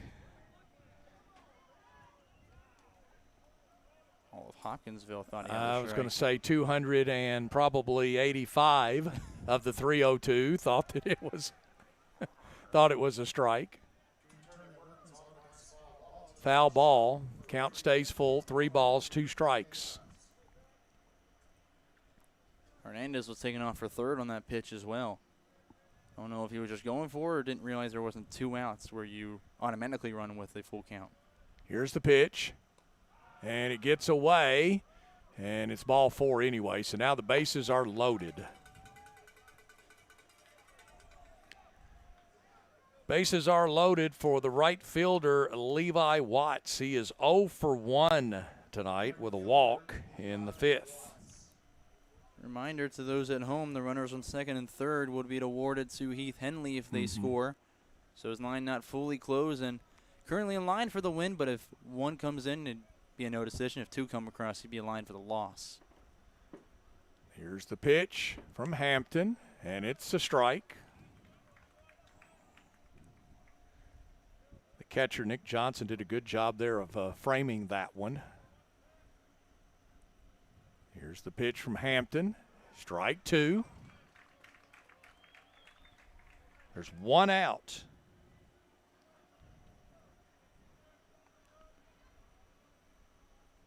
The pitch. Got him looking. Strike 3 on 3 straight pitches. That's going to be the 10th strikeout for Hopper pitchers tonight. Not to mention a pitch right down the middle as well that you're looking on. Yeah, I mean, it was 3 straight pitches and nothing but strikes. Now back to the top of the order in Trent Prosperi with 2 outs, and that pitch is a ball.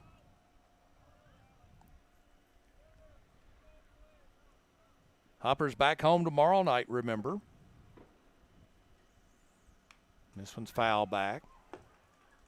Paducah will be in here tomorrow night. Yeah, Paducah, who has really played this team tough every single time. I'm looking forward to a fun 4th of July here. Maybe some fireworks going off the bats in that game. The pitch, and it's a ball. That'll be my little my dad joke tomorrow. Like the fireworks, it'll happen. Yeah, I'll bring up some. You bring up something, you'll come prepared. Oh yeah. Here's a pitch. Here's one popped up, and is it going to stay in territory? Yep. There's Shides underneath it, makes the play for the out. So in the inning, there were 2 base hits in the inning. Let's see, they scored the 1 run on 2 base hits. There were no errors, and they left 3 on base as Hampton gets out of the jam, and that'll –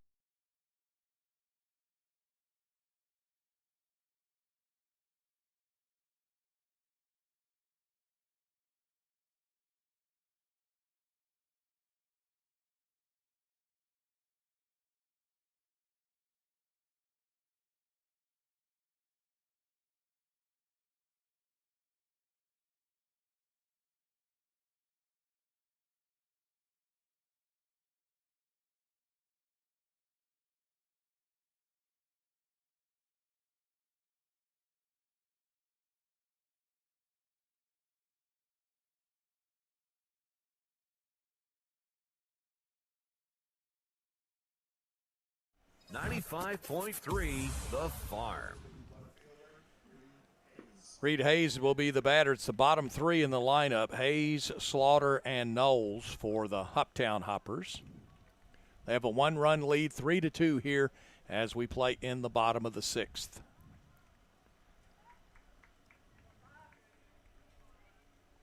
And Garrett Williams comes back out for another inning of work for Madisonville. Is going to be the second baseman. Who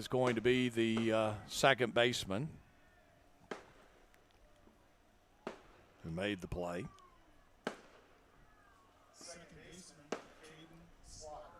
Now the batter's going to be Caden Slaughter, the second baseman.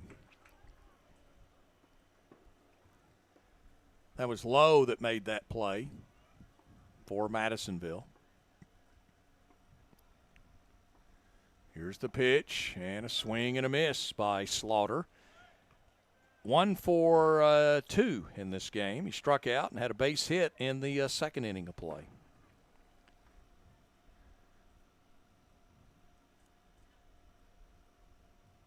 The pitch, and this one's fouled and out of play.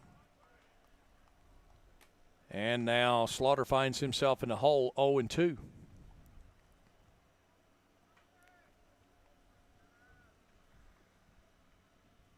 Three-two, Hoppers on top. Here is the pitch from Williams. It's high. Ball 1. You know, while the batting average might not show it, Slaughter is not a guy to shy away from an 0-2, 1-2 count. Right. With 2 strikes on him, he's got the same approach, same swing, and he's been able to get out of a lot of those situations this year. Here's the pitch, and this one's going to be foul and out of play. Actually, that one is going to land into the bullpen.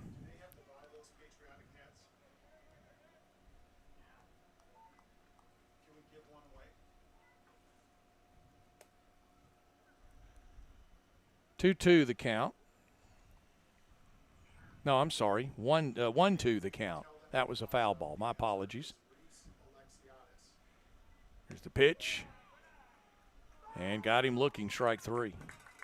So 2 outs now here in the bottom of the 6th inning of play, and the batter's going to be Carson Knowles.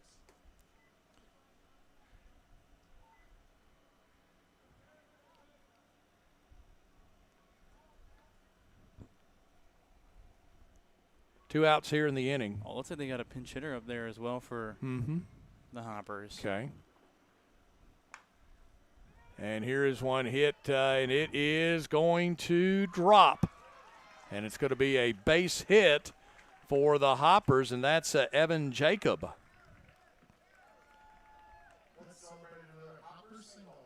Jacob coming in, just keeping things smooth, and that just shows you that he's paying attention over in the dugout, not just taking the night off, sitting there, taking everything in, learning from what he can in this game. So when his name is called, he's ready, and he swings at the first pitch and gets it out to center for a single.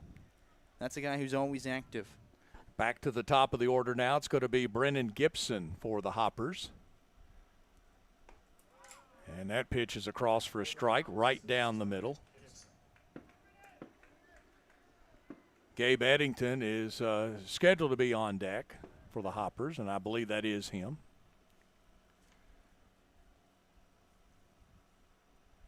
Here's the pitch, and a swing and a miss.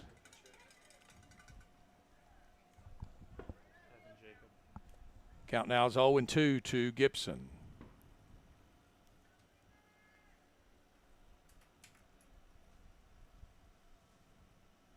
The pitch, and got him looking, strike 3.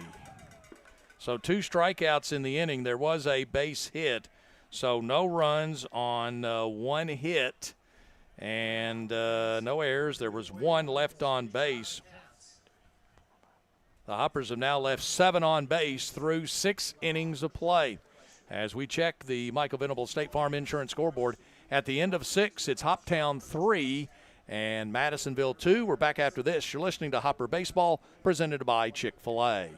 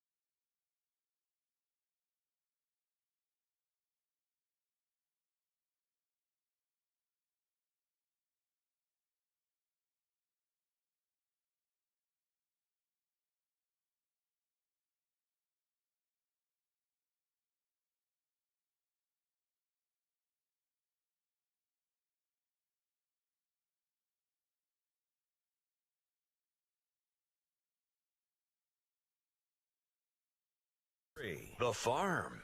We move to the top of the 7th inning of play. It is 3-2 in favor of the Hoptown Hoppers. And for Madisonville, it will be to 2, 3, and 4 hitters in the lineup with Isaiah Smith coming to the plate. He is 2 for 2 today, a base hit and an RBI double for Madisonville. Reached on an error in the 5th. Looks like Jacob will now be catching for the Hoppers as well after he came in the hit for Carson Knowles. So there's your one and only defensive change. Mm-hmm. And this is Isaiah Smith, the left fielder, who will come to the plate. Zach Hampton's on the mound now for the Hoppers. He's thrown 14 pitches in on relief.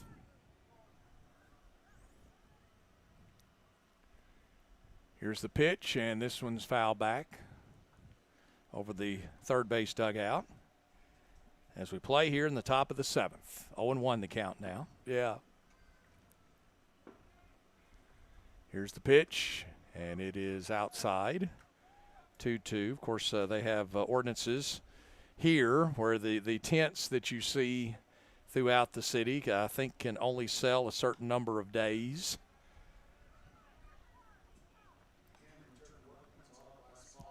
Everything's different, like every single state. It is. It's different. It's different every state, every city. I think people were shocked when I told them they don't sell in Ohio. Right.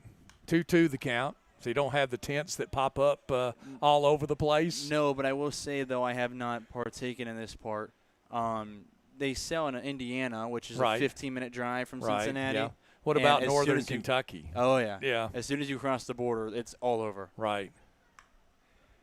Here's one hit into center field. Center fielder camps out underneath it and will make the play. That is Gibson for out number 1.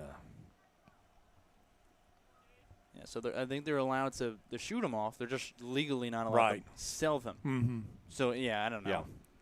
Doesn't make sense. Right. 1 out here in the inning, and the batter's going to be Casey Lowe.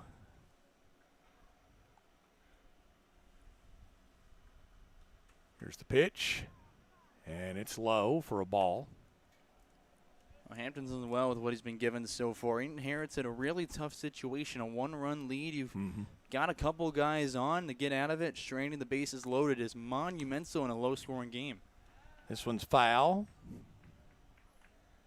Knocked down by the first base coach for Madisonville. It's just a reflex to stick your hand out, isn't it? Oh, yeah, it is. Wait a minute, I don't have a glove on. No matter how hard it's coming. That's right. It's a pitch, and that is a strike. I wanted to call it, but I needed to wait and make sure. We needed the confirmation. You never know anymore. It looked good. Yeah, did look good from here.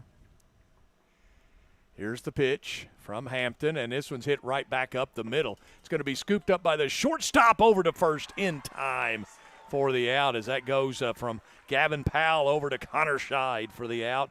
I'm going to put a star beside that one because that might very well be our play of the game, defensive highlight, as that one kind of bounced off the mound a little bit, and Powell was able to maneuver over it to his left to get that on the run and get it out of his glove and to beat the runner who was flying down the first base line. That pitch is in there for a strike to the left-handed batting Elijah Jordan. 2 outs here in the inning.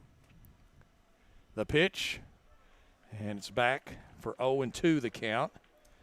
Ted, are you singing the 7th inning stretch? Okay. I thought we would not go to break if you were going to be doing that. I would have stuck the mic right over That's there. right. Ted says he's not going to be singing the 7th inning stretch. Here we go. With a pitch, a swing and a miss. Struck him out. It's a 1-2-3 inning for Zach Hampton. So in that inning, no runs, no hits, no errors, and nobody left on base. We played 6.5. It's time to get up and stretch as we check the Michael Venable State Farm Insurance scoreboard. It's Hoptown 3, Madisonville 2. We're back after this timeout. You're listening to Hopper Baseball presented by Chick-fil-A.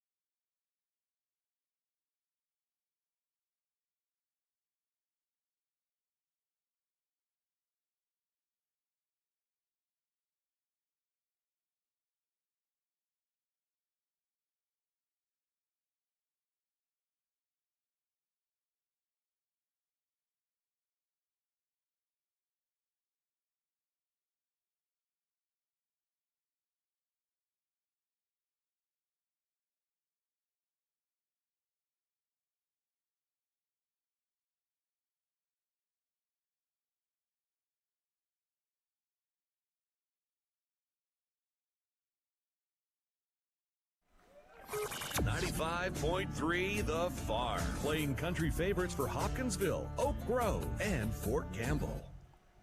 Broadcasting from the batter capital of the world, this is WHOP HD2 Hopkinsville. 95.3 The Farm. We move to the bottom of the 7th inning of play. Gabe Eddington will be the batter, the right fielder for the Hoppers. He is 0 for 1 tonight. He's walked twice, and he had one of those ropes to the third baseman that made a great play. Just a screamer to third. 2 of them tonight hit off of Hopper bats. Pitch is in there for a strike. Looked like a little off-speed something there. Didn't look like a fastball, but it didn't look like a curve, but just kind of, it looked funny coming out of his hand. 3-2 is our score. The Hoppers are on top. 19, make it 20 pitches now for Garrett Williams. Here's the pitch, and this one's going to be hit between. Gets right past the second baseman for a base hit. Right in the gap between the second baseman and the first baseman. And a base hit there for Gabe Eddington, and the batter's going to be Dom Hartman, the ever-dangerous Hartman. Oh, yeah. Has all the RBIs tonight.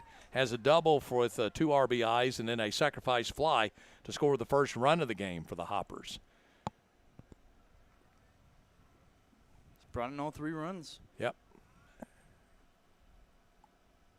Pitcher takes a lot of time. He'll come to the plate with the pitch.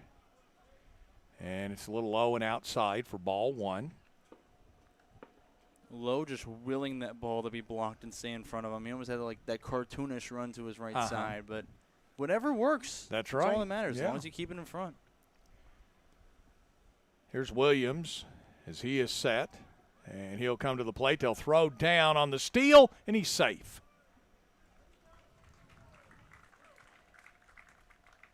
So Eddington steals the bag.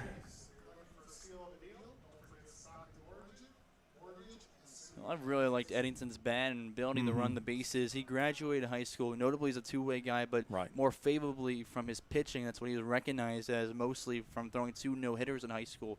He's got a really good bat, though. Pitch is high, almost got out of the catcher's glove.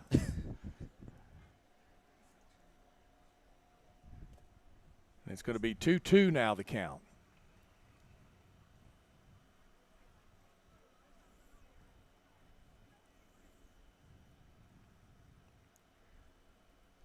Pitcher is set, looks back. Now he'll come to the plate with the pitch, and here is one hit into left field, and it's not very deep, and the left fielder camps out underneath it for out number 1. It sounded like it was going to go farther when it came off the bat than it actually did. It really did. I mean, he barreled it for the most part, honestly. Just dipped that back shoulder and popped it straight up. If you don't have as much air time on that thing, you straighten it out a little bit. That one's driven about 3/4 of the way out towards the wall and dropping down for extra bases. Connor Scheidt will be the batter now. He's walked, he struck out, and grounded out 4-3. Here's the pitch from Williams. Runner goes. There's not going to be a throw, and now the Hoppers have a runner at third base. Eddington and Gibson are challenging each other for most stolen bases this game. They both have 3 already. It's ridiculous.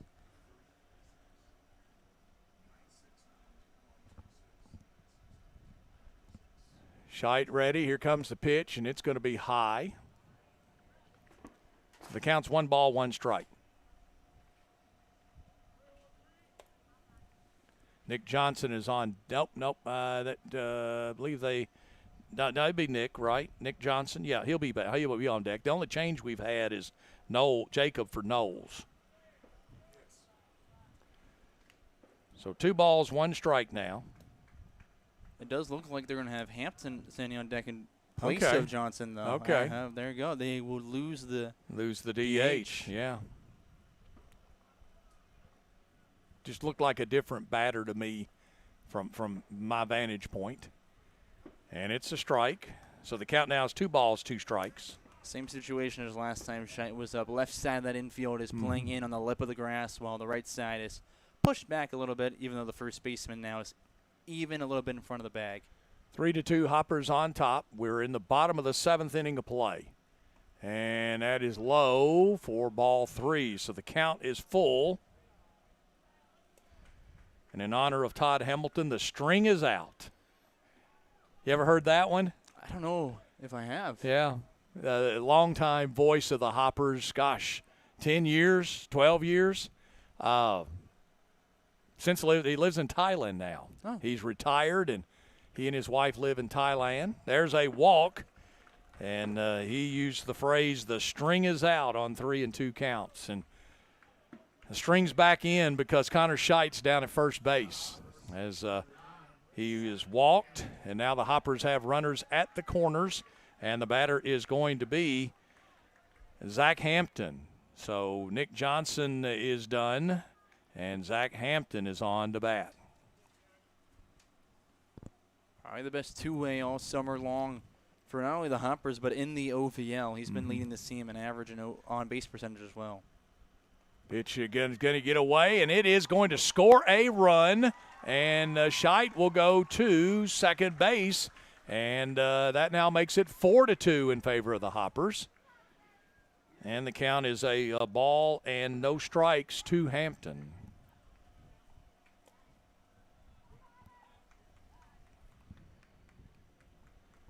And now we're going to have, is anybody coming out of the dugout? No, I think they're going to talk about defense here.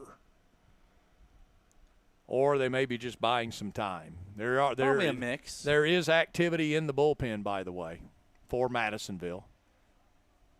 There's a righty legitimately warming up, and then another that is just tossing the football around to stretch out the arm. Yeah. So the meeting at the mound between the first baseman and third baseman and the catcher has now broken up.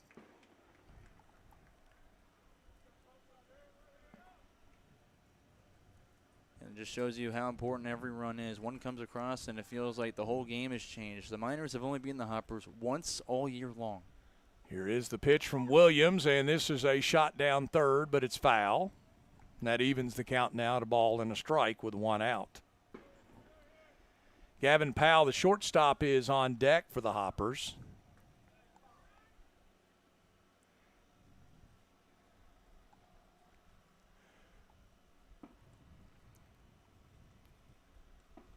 Williams looks back at second.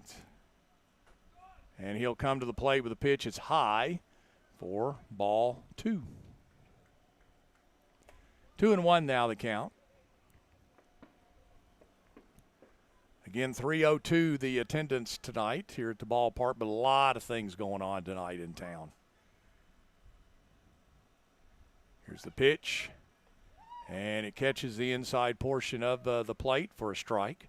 So now it's 2 balls, 2 strikes. You've got the Western Kentucky State Fair going on. Fireworks over in Elkton tonight. Casey Jones Distillery with an event. Here's the pitch. And it's low for ball 3. So 3-2 the count now.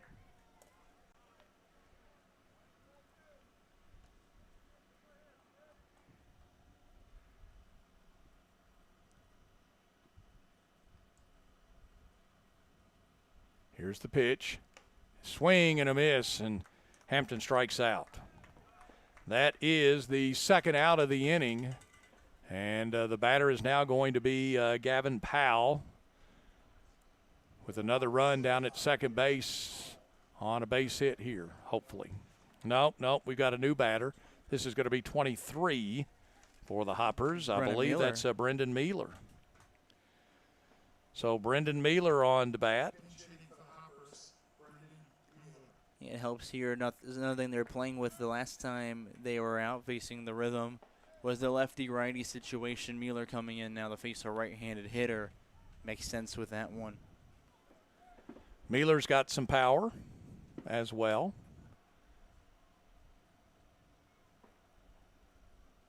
As he bats left. Here is the pitch, and it's going to be in there for a strike.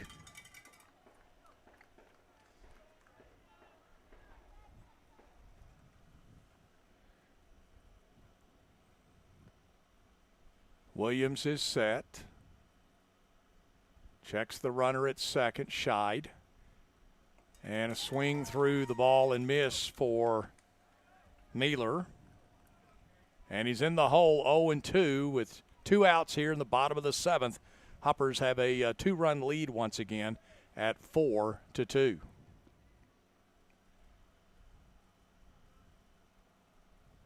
The pitch, and this one's foul back.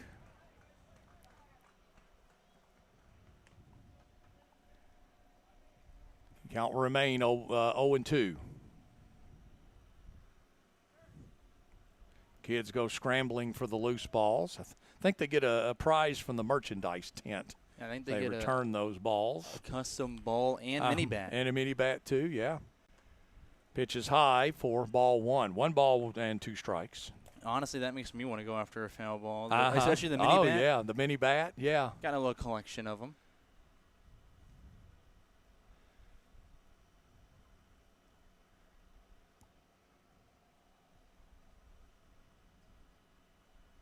Here's the pitch, and a swing and a miss, and that'll do it in the inning. So in the inning, there was one hit, 1 run, no errors, and 1 left on base. Is that right? Yep, 1 left on base. That was Scheid.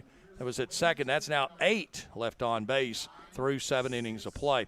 We have played 7 as we check the Michael Venable State Farm Insurance scoreboard. It's Hoptown 4 and Madisonville 2. We're back after this timeout. Colin will have the play-by-play the rest of the way. You're listening to Hoptown Hopper Baseball.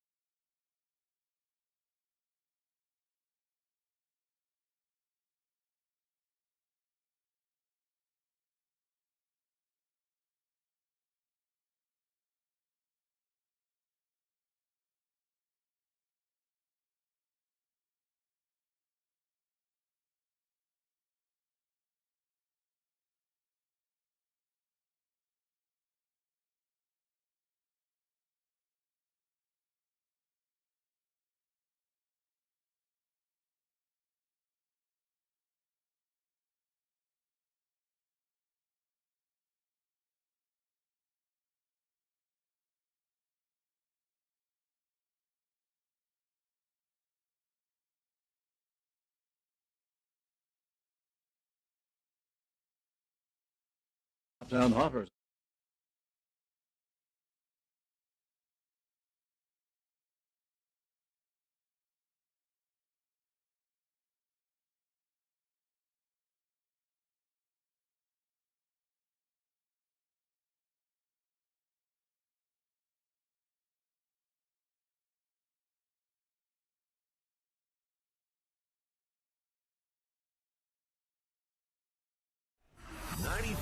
.3 The Farm, your home for country's greatest hits.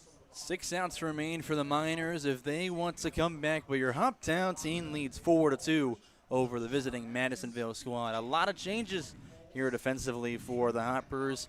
Most notably on the mound, Gage Montes comes in the pitch in relief for Zach Hampton. We also look around the field as well. Playing shortstop will be Cade Wall. At second base moves Hampton after he's done pitching. Of course, Jacob came in to catch a little bit earlier, and that looks to be all that has changed defensively. So the outfield stays the same, the corner infielders stay the same. And with that, we look to the Madisonville lineup where we will be seeing 5, 6, 7 due up, beginning with the third baseman, Hawken Headland. Again, Montes comes in the pitch, a graduate of Christian County High School, committed to play at Freed-Hardman. Would be teammates with his center fielder, Brennan Gibson, right now this upcoming year. So Montes now set from the right side of the rubber as we're underway here in the 8th. First pitch, and it runs inside to the right-handed hitter for ball 1. Headland is 0 for 2 with a pair of strikeouts, has also walked and came around and scored as a second run for the Miners. He'll swing at the next pitch and dribbles it down the third baseline foul for strike 1. County even 1 apiece. Again, Headland, an extremely new addition to the roster. Wasn't even with them on Monday last time we saw them. So now the 1-1 delivery from Montes. It's a ground ball left side, picked up by the third baseman Hartman, who will fire it across the diamond. The first for out number 1. Montes came in relief last time we were home as well against the full count rhythm. He came in the 7th inning where we saw him go 3 up, 3 down with 3 Yeah, pretty much just strikeouts. pitched the 1 inning because that was a shortened game. Oh, yeah.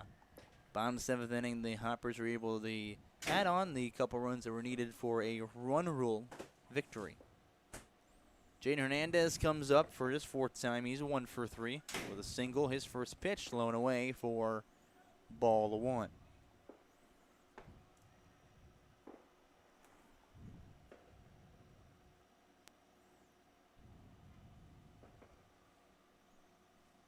The 1-0 called a strike, and the count evens 1 ball, 1 strike.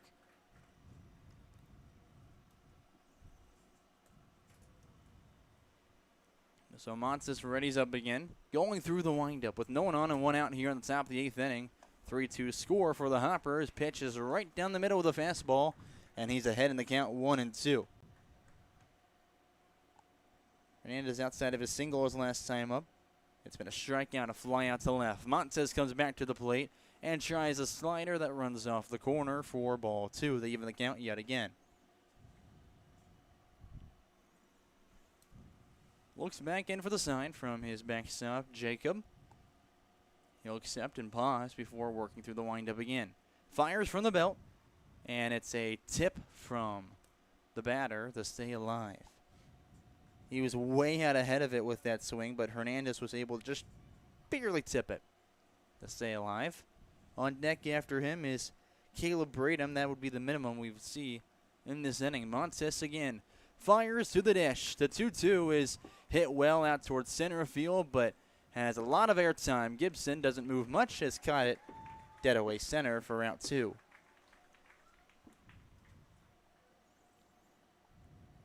Two up, two down brings up Caleb Braden, the first baseman, who's 1 for 1. He pitch hit for Boyd Eastep, who at that point coming out was 0 for 2.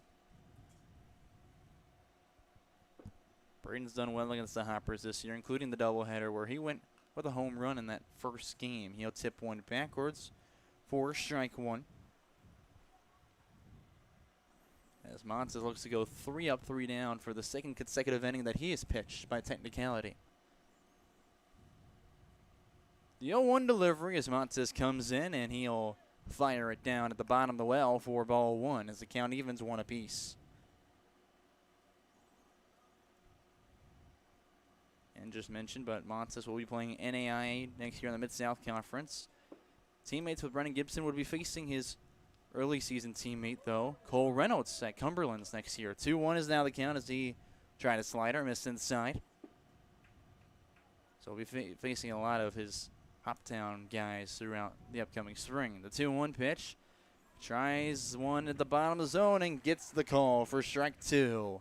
Count evens with 2 outs in the inning. Deuce is wild. No one on the bases. 4-2 lead here for your Hoppers in the top of the 8th. Montes through the windup. He'll fire from the belt. Fastball that skips in the dirt. And the count runs full.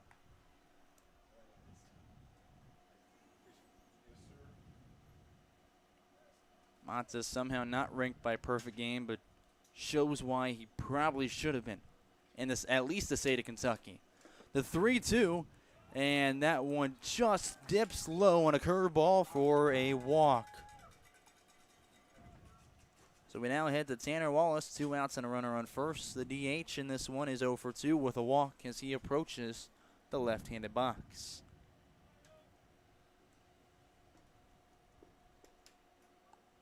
Wallace just finished up his freshman year at Rose State College.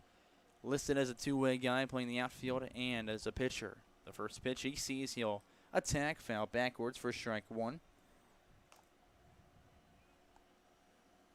Wallace has had the best slugging percentage throughout a majority of the year for the Miners. Makes contact pretty well. Pick-off move the first. No tag applied by Scheidt, so he's back safely. On deck after Tanner Wallace would be Levi Watts in the 9th spot. Does still stand on deck. We will not see a pinch hitter. Montes from the stretch throws another pickoff move. Scheidt has the tag down, and it's just too much delayed from getting the out.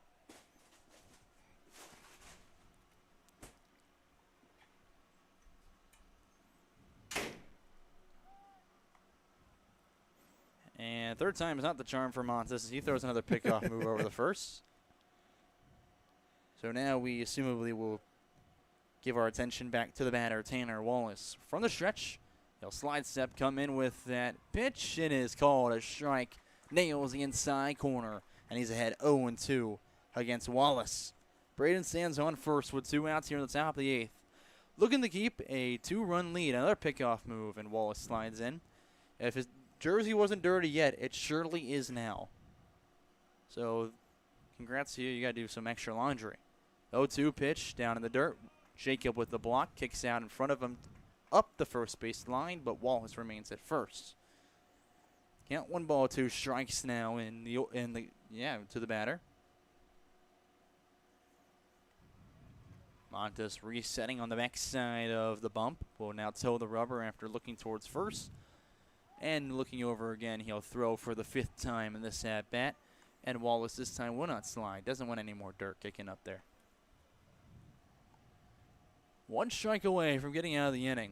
McNett, the third base coach and head coach for the Miners, walking down the line, is asking for time, and will be conversing with our home plate umpire, I assume. Nope, he's going to walk right past him, and will be asking for a timeout. So he's going to be bringing together the batter on deck, Levi Watts, of course, the batter at the plate, Tanner Wallace, and the runner on first, Caleb Braden, alongside the first base coach.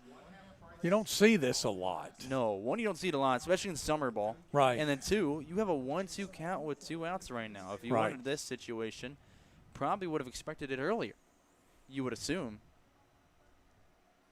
But I mean, yes, the McNett's coach seen will, something, coach will go out and talk to the pitcher, but you don't see a complete stoppage to go talk to the batter. No, this a rarity, but McNett must have noticed something. As he's headed back down the third baseline, we're back in action. McNett's new as the head coach this year with Madisonville, so his first season with them.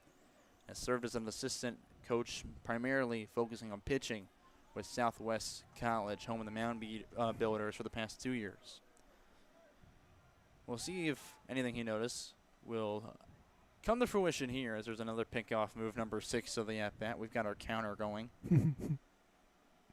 He's back in safely for the 6th time. Montes 1-2 the count with 2 outs, comes to the plate, and it's a strikeout looking. He's caught window shopping to end the inning. We check the Michael Venable State Farm scoreboard, headed to the bottom of the 8th. Hoppers 4, Miners 2. We're back with more Hoppers baseball on 95.3 The Farm after this.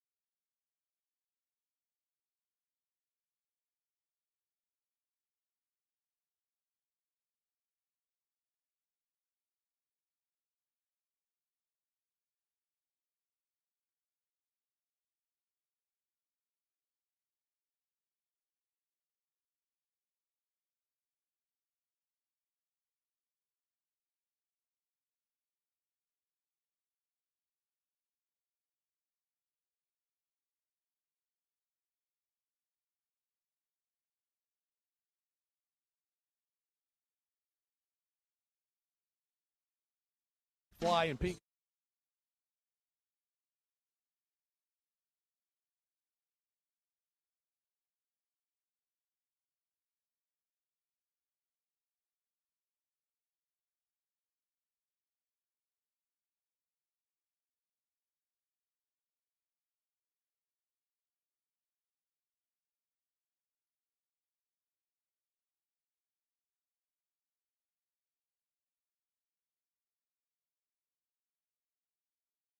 .3 The Farm. 7-8-9 due up for the Hoppers. In the bottom of the 8th inning, they lead 4-2 over the visiting Madisonville Miners, who join us here in the Chick-fil-A broadcast booth on 95.3 The Farm. The third arm comes out to deal for the Miners. They bring in Jack Adler. The pitch now. A righty standing 6'3", 195 on the mound. Just finished up his freshman year at Rock Valley College. First pitch to Reed Hayes, who's leading things off, way outside for ball 1 to get us rolling. It was a starter, Mason Wolf, that went 4 1/3. Then after cleaning things up in the 5th and pitching the 6th and 7th, it was Garrett Williams. Next pitch on the 1-0 is right down the middle, and now the count evens 1 ball and 1 strike to Reed Hayes. You look at the evening for Hayes so far. He's gone 0 for 2 with a walk. So up for the 4th time today. The left fielder awaits the pitch. The 1-1 delivery, and Adler gets it nailed on the inside corner. And the count now 1-2.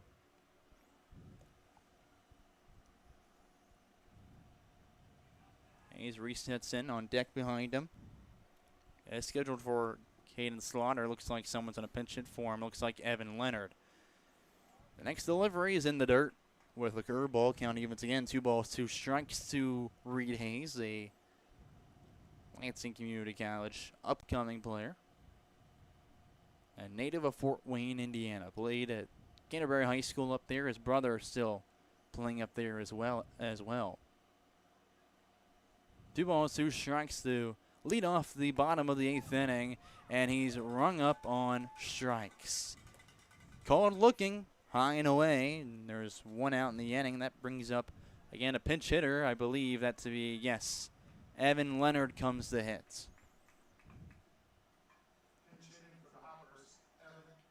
He comes in for the second baseman, Caden Slaughter. Slaughter coming into this at-bat would have been 1 for 3 with a single and 2 strikeouts. Instead, they bring in Leonard, who finished off the doubleheader night, which lasted in total from the time the first game started to when it concluded, about 6 consecutive hours of baseball. He concluded the night with a 2-run homer to dead away center. First pitch in the zone, strike looking. So 0-1 is how we get rolling. With no one on and 1 out in the bottom of the 8th inning, Hoppers lead 4-2 in our most competitive game between these 2 squads this year. Swing and miss, and Leonard's behind 0-2 quickly. Henderson won tonight 10-4 over Fulton, so for at the moment, there's a tie for first place in the OVL. A must-win for the Hoppers if they want to stay officially in first place. But again, as Benny has said, he doesn't see a half game ahead or a tie as being much different. 0-2 pitch, and they are not going to call it a strike. It's a 1-2 after it looked like it caught the outside portion of the plate.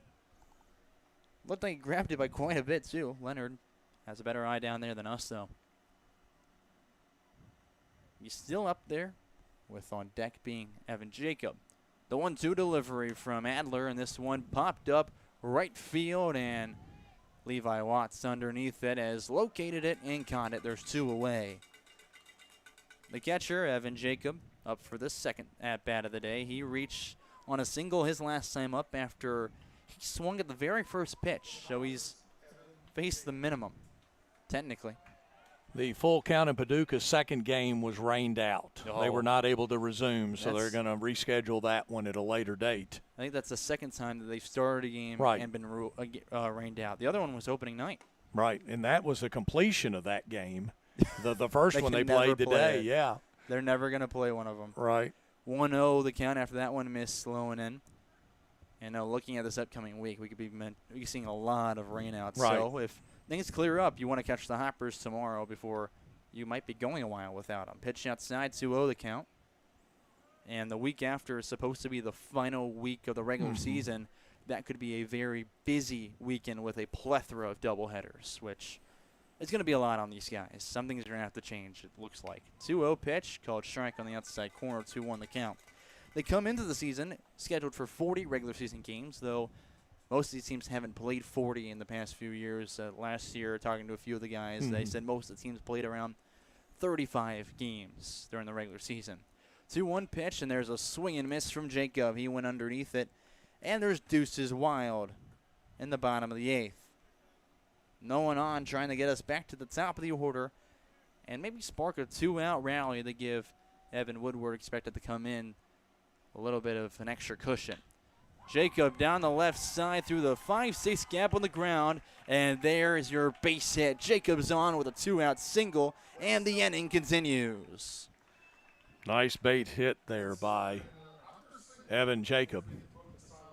We stay alive to go see Brendan Gibson for the 5th time today at the top of the order. He has gotten on twice, once with a single and once with a walk. He has 1 run and currently is 1 for 3 in total on the day. He approaches the right-handed box. First pitch he sees from Jack Adler will be delayed as there's a pickoff move over the first. So now Gibson looking to wait for his first pitch. As again, Adler has come in for his first inning of work. Sat the first 2 down in order. And then it's been a single for the 15th pitch of the inning. Runner does not take off after they yelled that he was going to. 1-0 the count. That's why I always have to say locked on him. I'm looking away for a half second.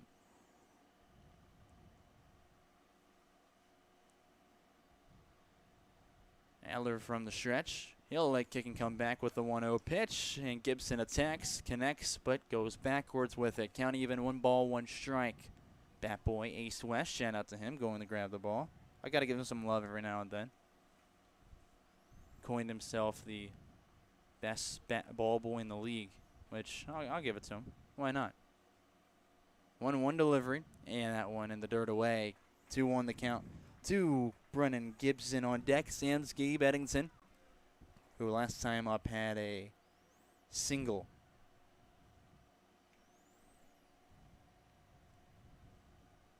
Adler pickoff move over, and Jacob slides in the first base without being called out.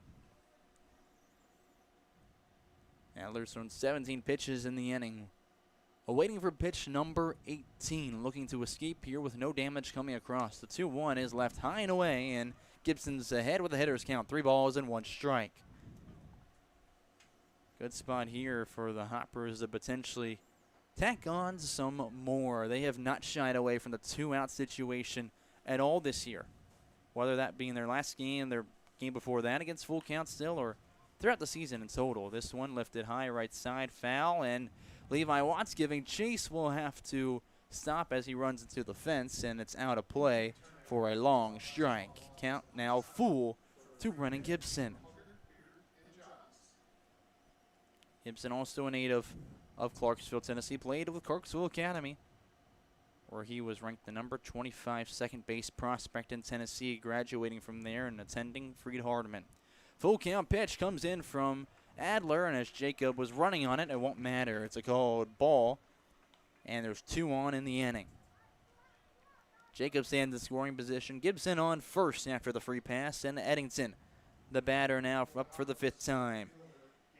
He's 1 for 2 with a single. His other 2 plate appearances have been walks. He's scored twice out of the 4 runs so far. Looking to bring up Adler's ERA as that one nails the outside corner with a strike, and the count begins 0-1 to Eddington. Eddington also one of the many Clarksville natives on this team, though he attended Montgomery Central High School. As the 0-1 from Adler, curveball dips into the middle of the zone for strike 2. Mentioned earlier that he threw 2 no-hitters in high school. He also was a finalist for Tennessee Mr. Baseball. Began his career at Austin Peay, spent the past year at Vol State Community College, is transferring now to Trevecca Nazarene. Next pitch misses high. There's a throw all the way to second, and a back pick will grab Evan Jacob out. He was too far off second and could not scamper back in time. That ends the 8th inning as we head now to the 9th. We check the Michael Venable State Farm scoreboard. Hoppers 4, Miners 2.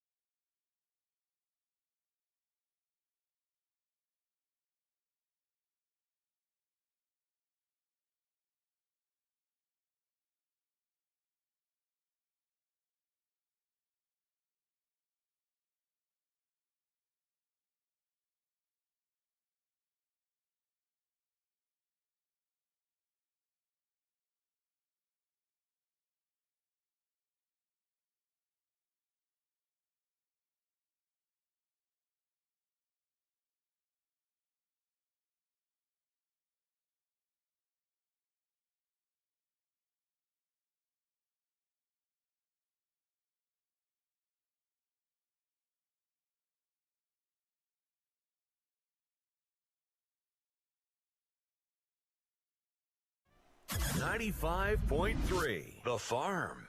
As we head into the 9th, we look to close out the night with a new arm on the mound. Gage Montes gave us the 1 inning we needed to see Evan Woodward come out of the pen for the Hoptown Hoppers. He's now making his 11th appearance of the year, and 10 of them they've won.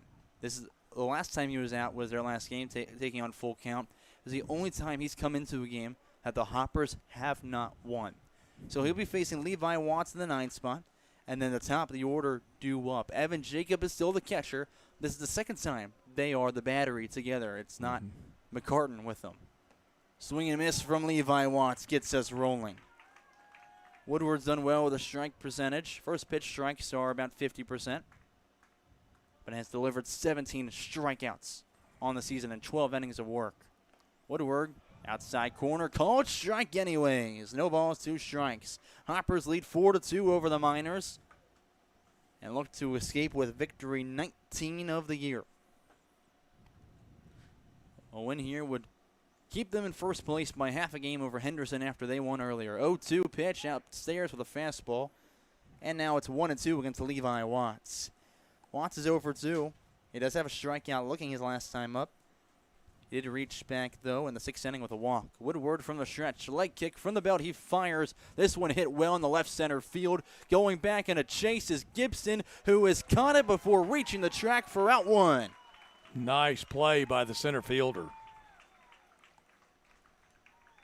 Gibson showing off the speed on the base paths with 3 stolen bases. He shows it off in center.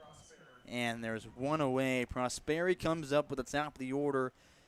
He's 1 for 4 with a pair of strikeouts. He also had a double that ended up bringing him across the batter later for the first run for the Miners. Woodward's first pitch to him, and he guesses a fastball by him for strike 1. Waved by it, and Prosperi could not catch up. Even though the clouds kind of covered things up and the heat went away, could be seeing some here again. Next one, fastball, ground ball left side, gets under the glove of Hartman in the left field. There's a 1-out single, and the tying run now comes up to the plate in form of Isaiah Smith. So this is the batter now that you really have to pay attention to. Sure, Prosperi matters. Could cut the deficit in half to just 1 if he scores. But Isaiah Smith is the one that really counts for the Miners currently. Of course, it could be someone else, but right now it's Smith. Woodward's first pitch to him. He'll square around, pull back as it was outside for ball 1. And Prosperi stays at first. When he went off the second a couple of times in their matchup with him last time, Mark Harmon caught him stealing both times as well. Woodward pickoff move. Prosperi's back in standing. So Prosperi is the best stolen base threat on this team and was not able to go against them last time. 1-0 pitch outside again with a fastball, 2-0 the count. On that bunt, they did have Hartman crashing. And then Woodward recover his left side from our perspective, the right side of the infield. 2 balls, no strikes, squares around again, pulls back as it's upstairs. And the count now 3-0 to Smith. If he gets on, you face the heart of the Miners' order with the tying run on base.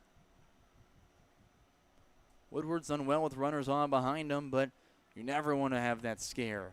Outside corner, that one dots it for a called strike, and now it's a 3-1 to Smith. On the evening, Smith is 2 for 4 after getting on his first 2 times and has struggled to reach since. Squares around, pulls back, it's outside for a 5-pitch walk, and there's runners on first and second.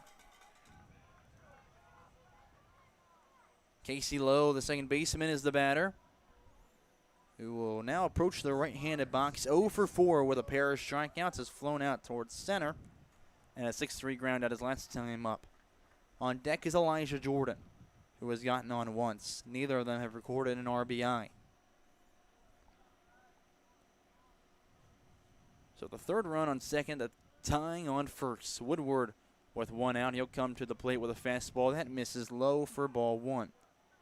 Again, it's the second time he's pitching to Evan Jacob in a game. And that one and only time they've thrown together, it was the one time that he's entered and lost. The 1-0 pitch, fastball again. High outside corner. That one finally locates the strike zone. And the count evens 1-1.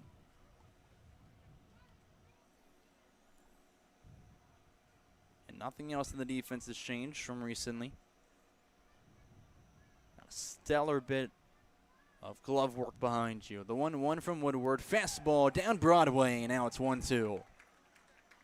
That fastball is his most effective pitch for him. A cool night here in temperature after a very hot week.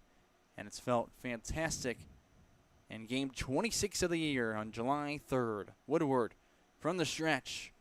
He'll pitch and bring in the heat, but won't be able to blow it past him. He'll tip it out of play. And the count now 1-2.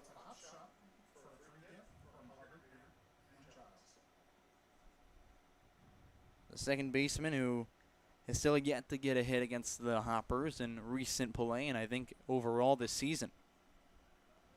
Woodward again.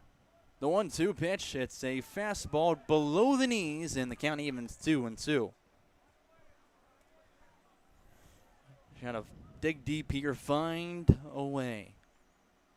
All you need, but if anyone can, Woodward's always the guy who does. We hear some fireworks in the background again as the 2-2 comes in. It's a ground ball left side. Hartman to second base. 5-4-3, a double play. Fireworks to end the night. It's a 4-2 victory for the Hoppers. They move to 19 wins on the year. And that right there, I'm going to go ahead and tell you, is going to be our defensive highlight tonight. Absolutely, how about that? It is. We'll just go ahead and do that. Our defensive highlight brought to you by Westside Body Shop, Hopkinsville's trusted name since 1968. Family-owned and operated, located at 2505 Fort Campbell Boulevard in Hopkinsville. And, Colin, that's just what the doctor ordered as far as ending this ball game with that 5-4-3 double play. Find a way. This Hoptown team always seems to do so. They hold on for the win 4-2 over Madisonville, and they retain that first place lead by a half a game as both Henderson and Hoptown win tonight. So the first game of a long weekend in the books. Hoppers win it 4-2. Back to wrap it up after this. You're listening to Hoptown Hopper Baseball. Whether you're shopping for an engagement ring or I was you just need sitting a here little thinking. something for a birthday.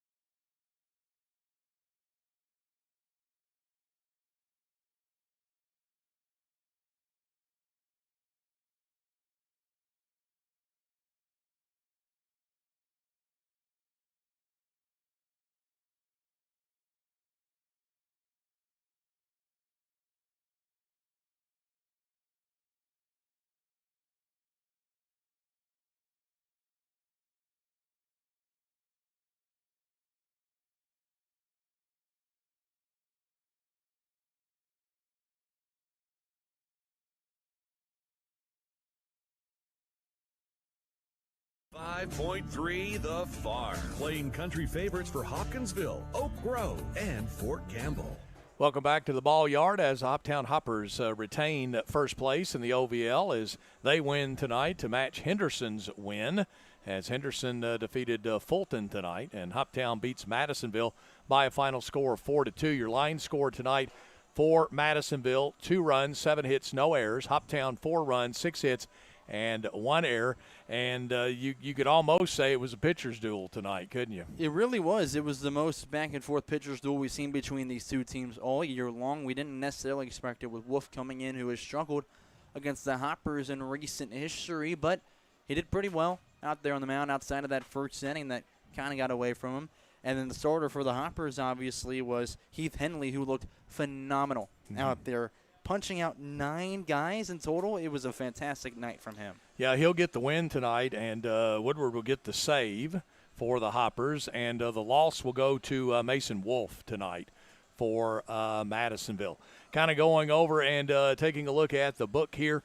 Brennan Gibson with a base hit tonight for the Hoppers. Gabe Eddington with a single.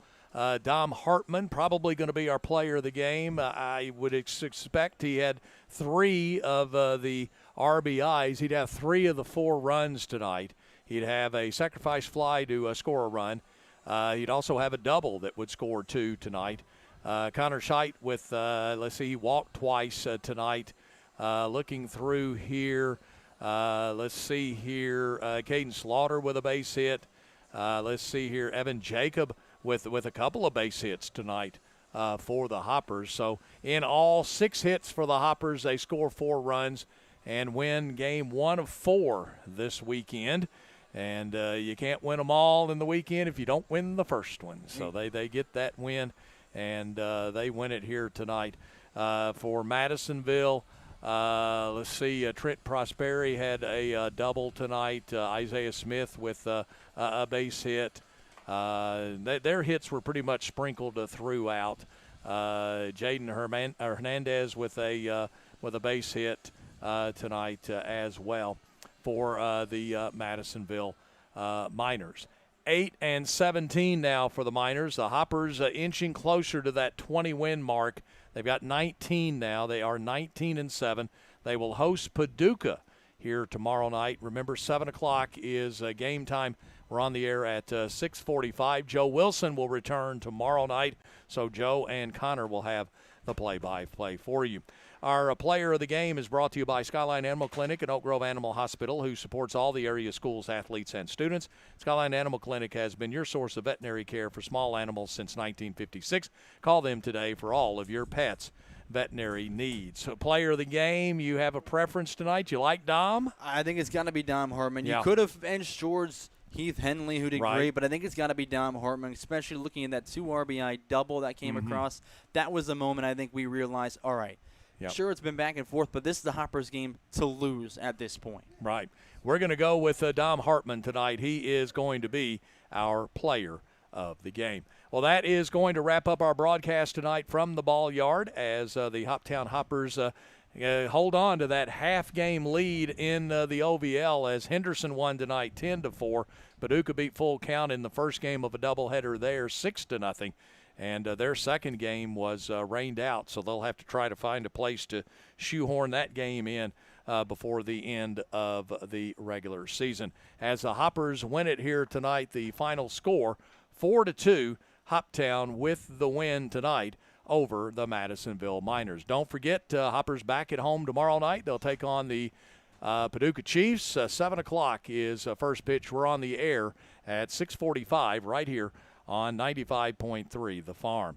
My thanks to Colin Carruthers, who had the play-by-play tonight, along with myself, Jeff Sisk. Until tomorrow night, good night, everybody, from the ball field.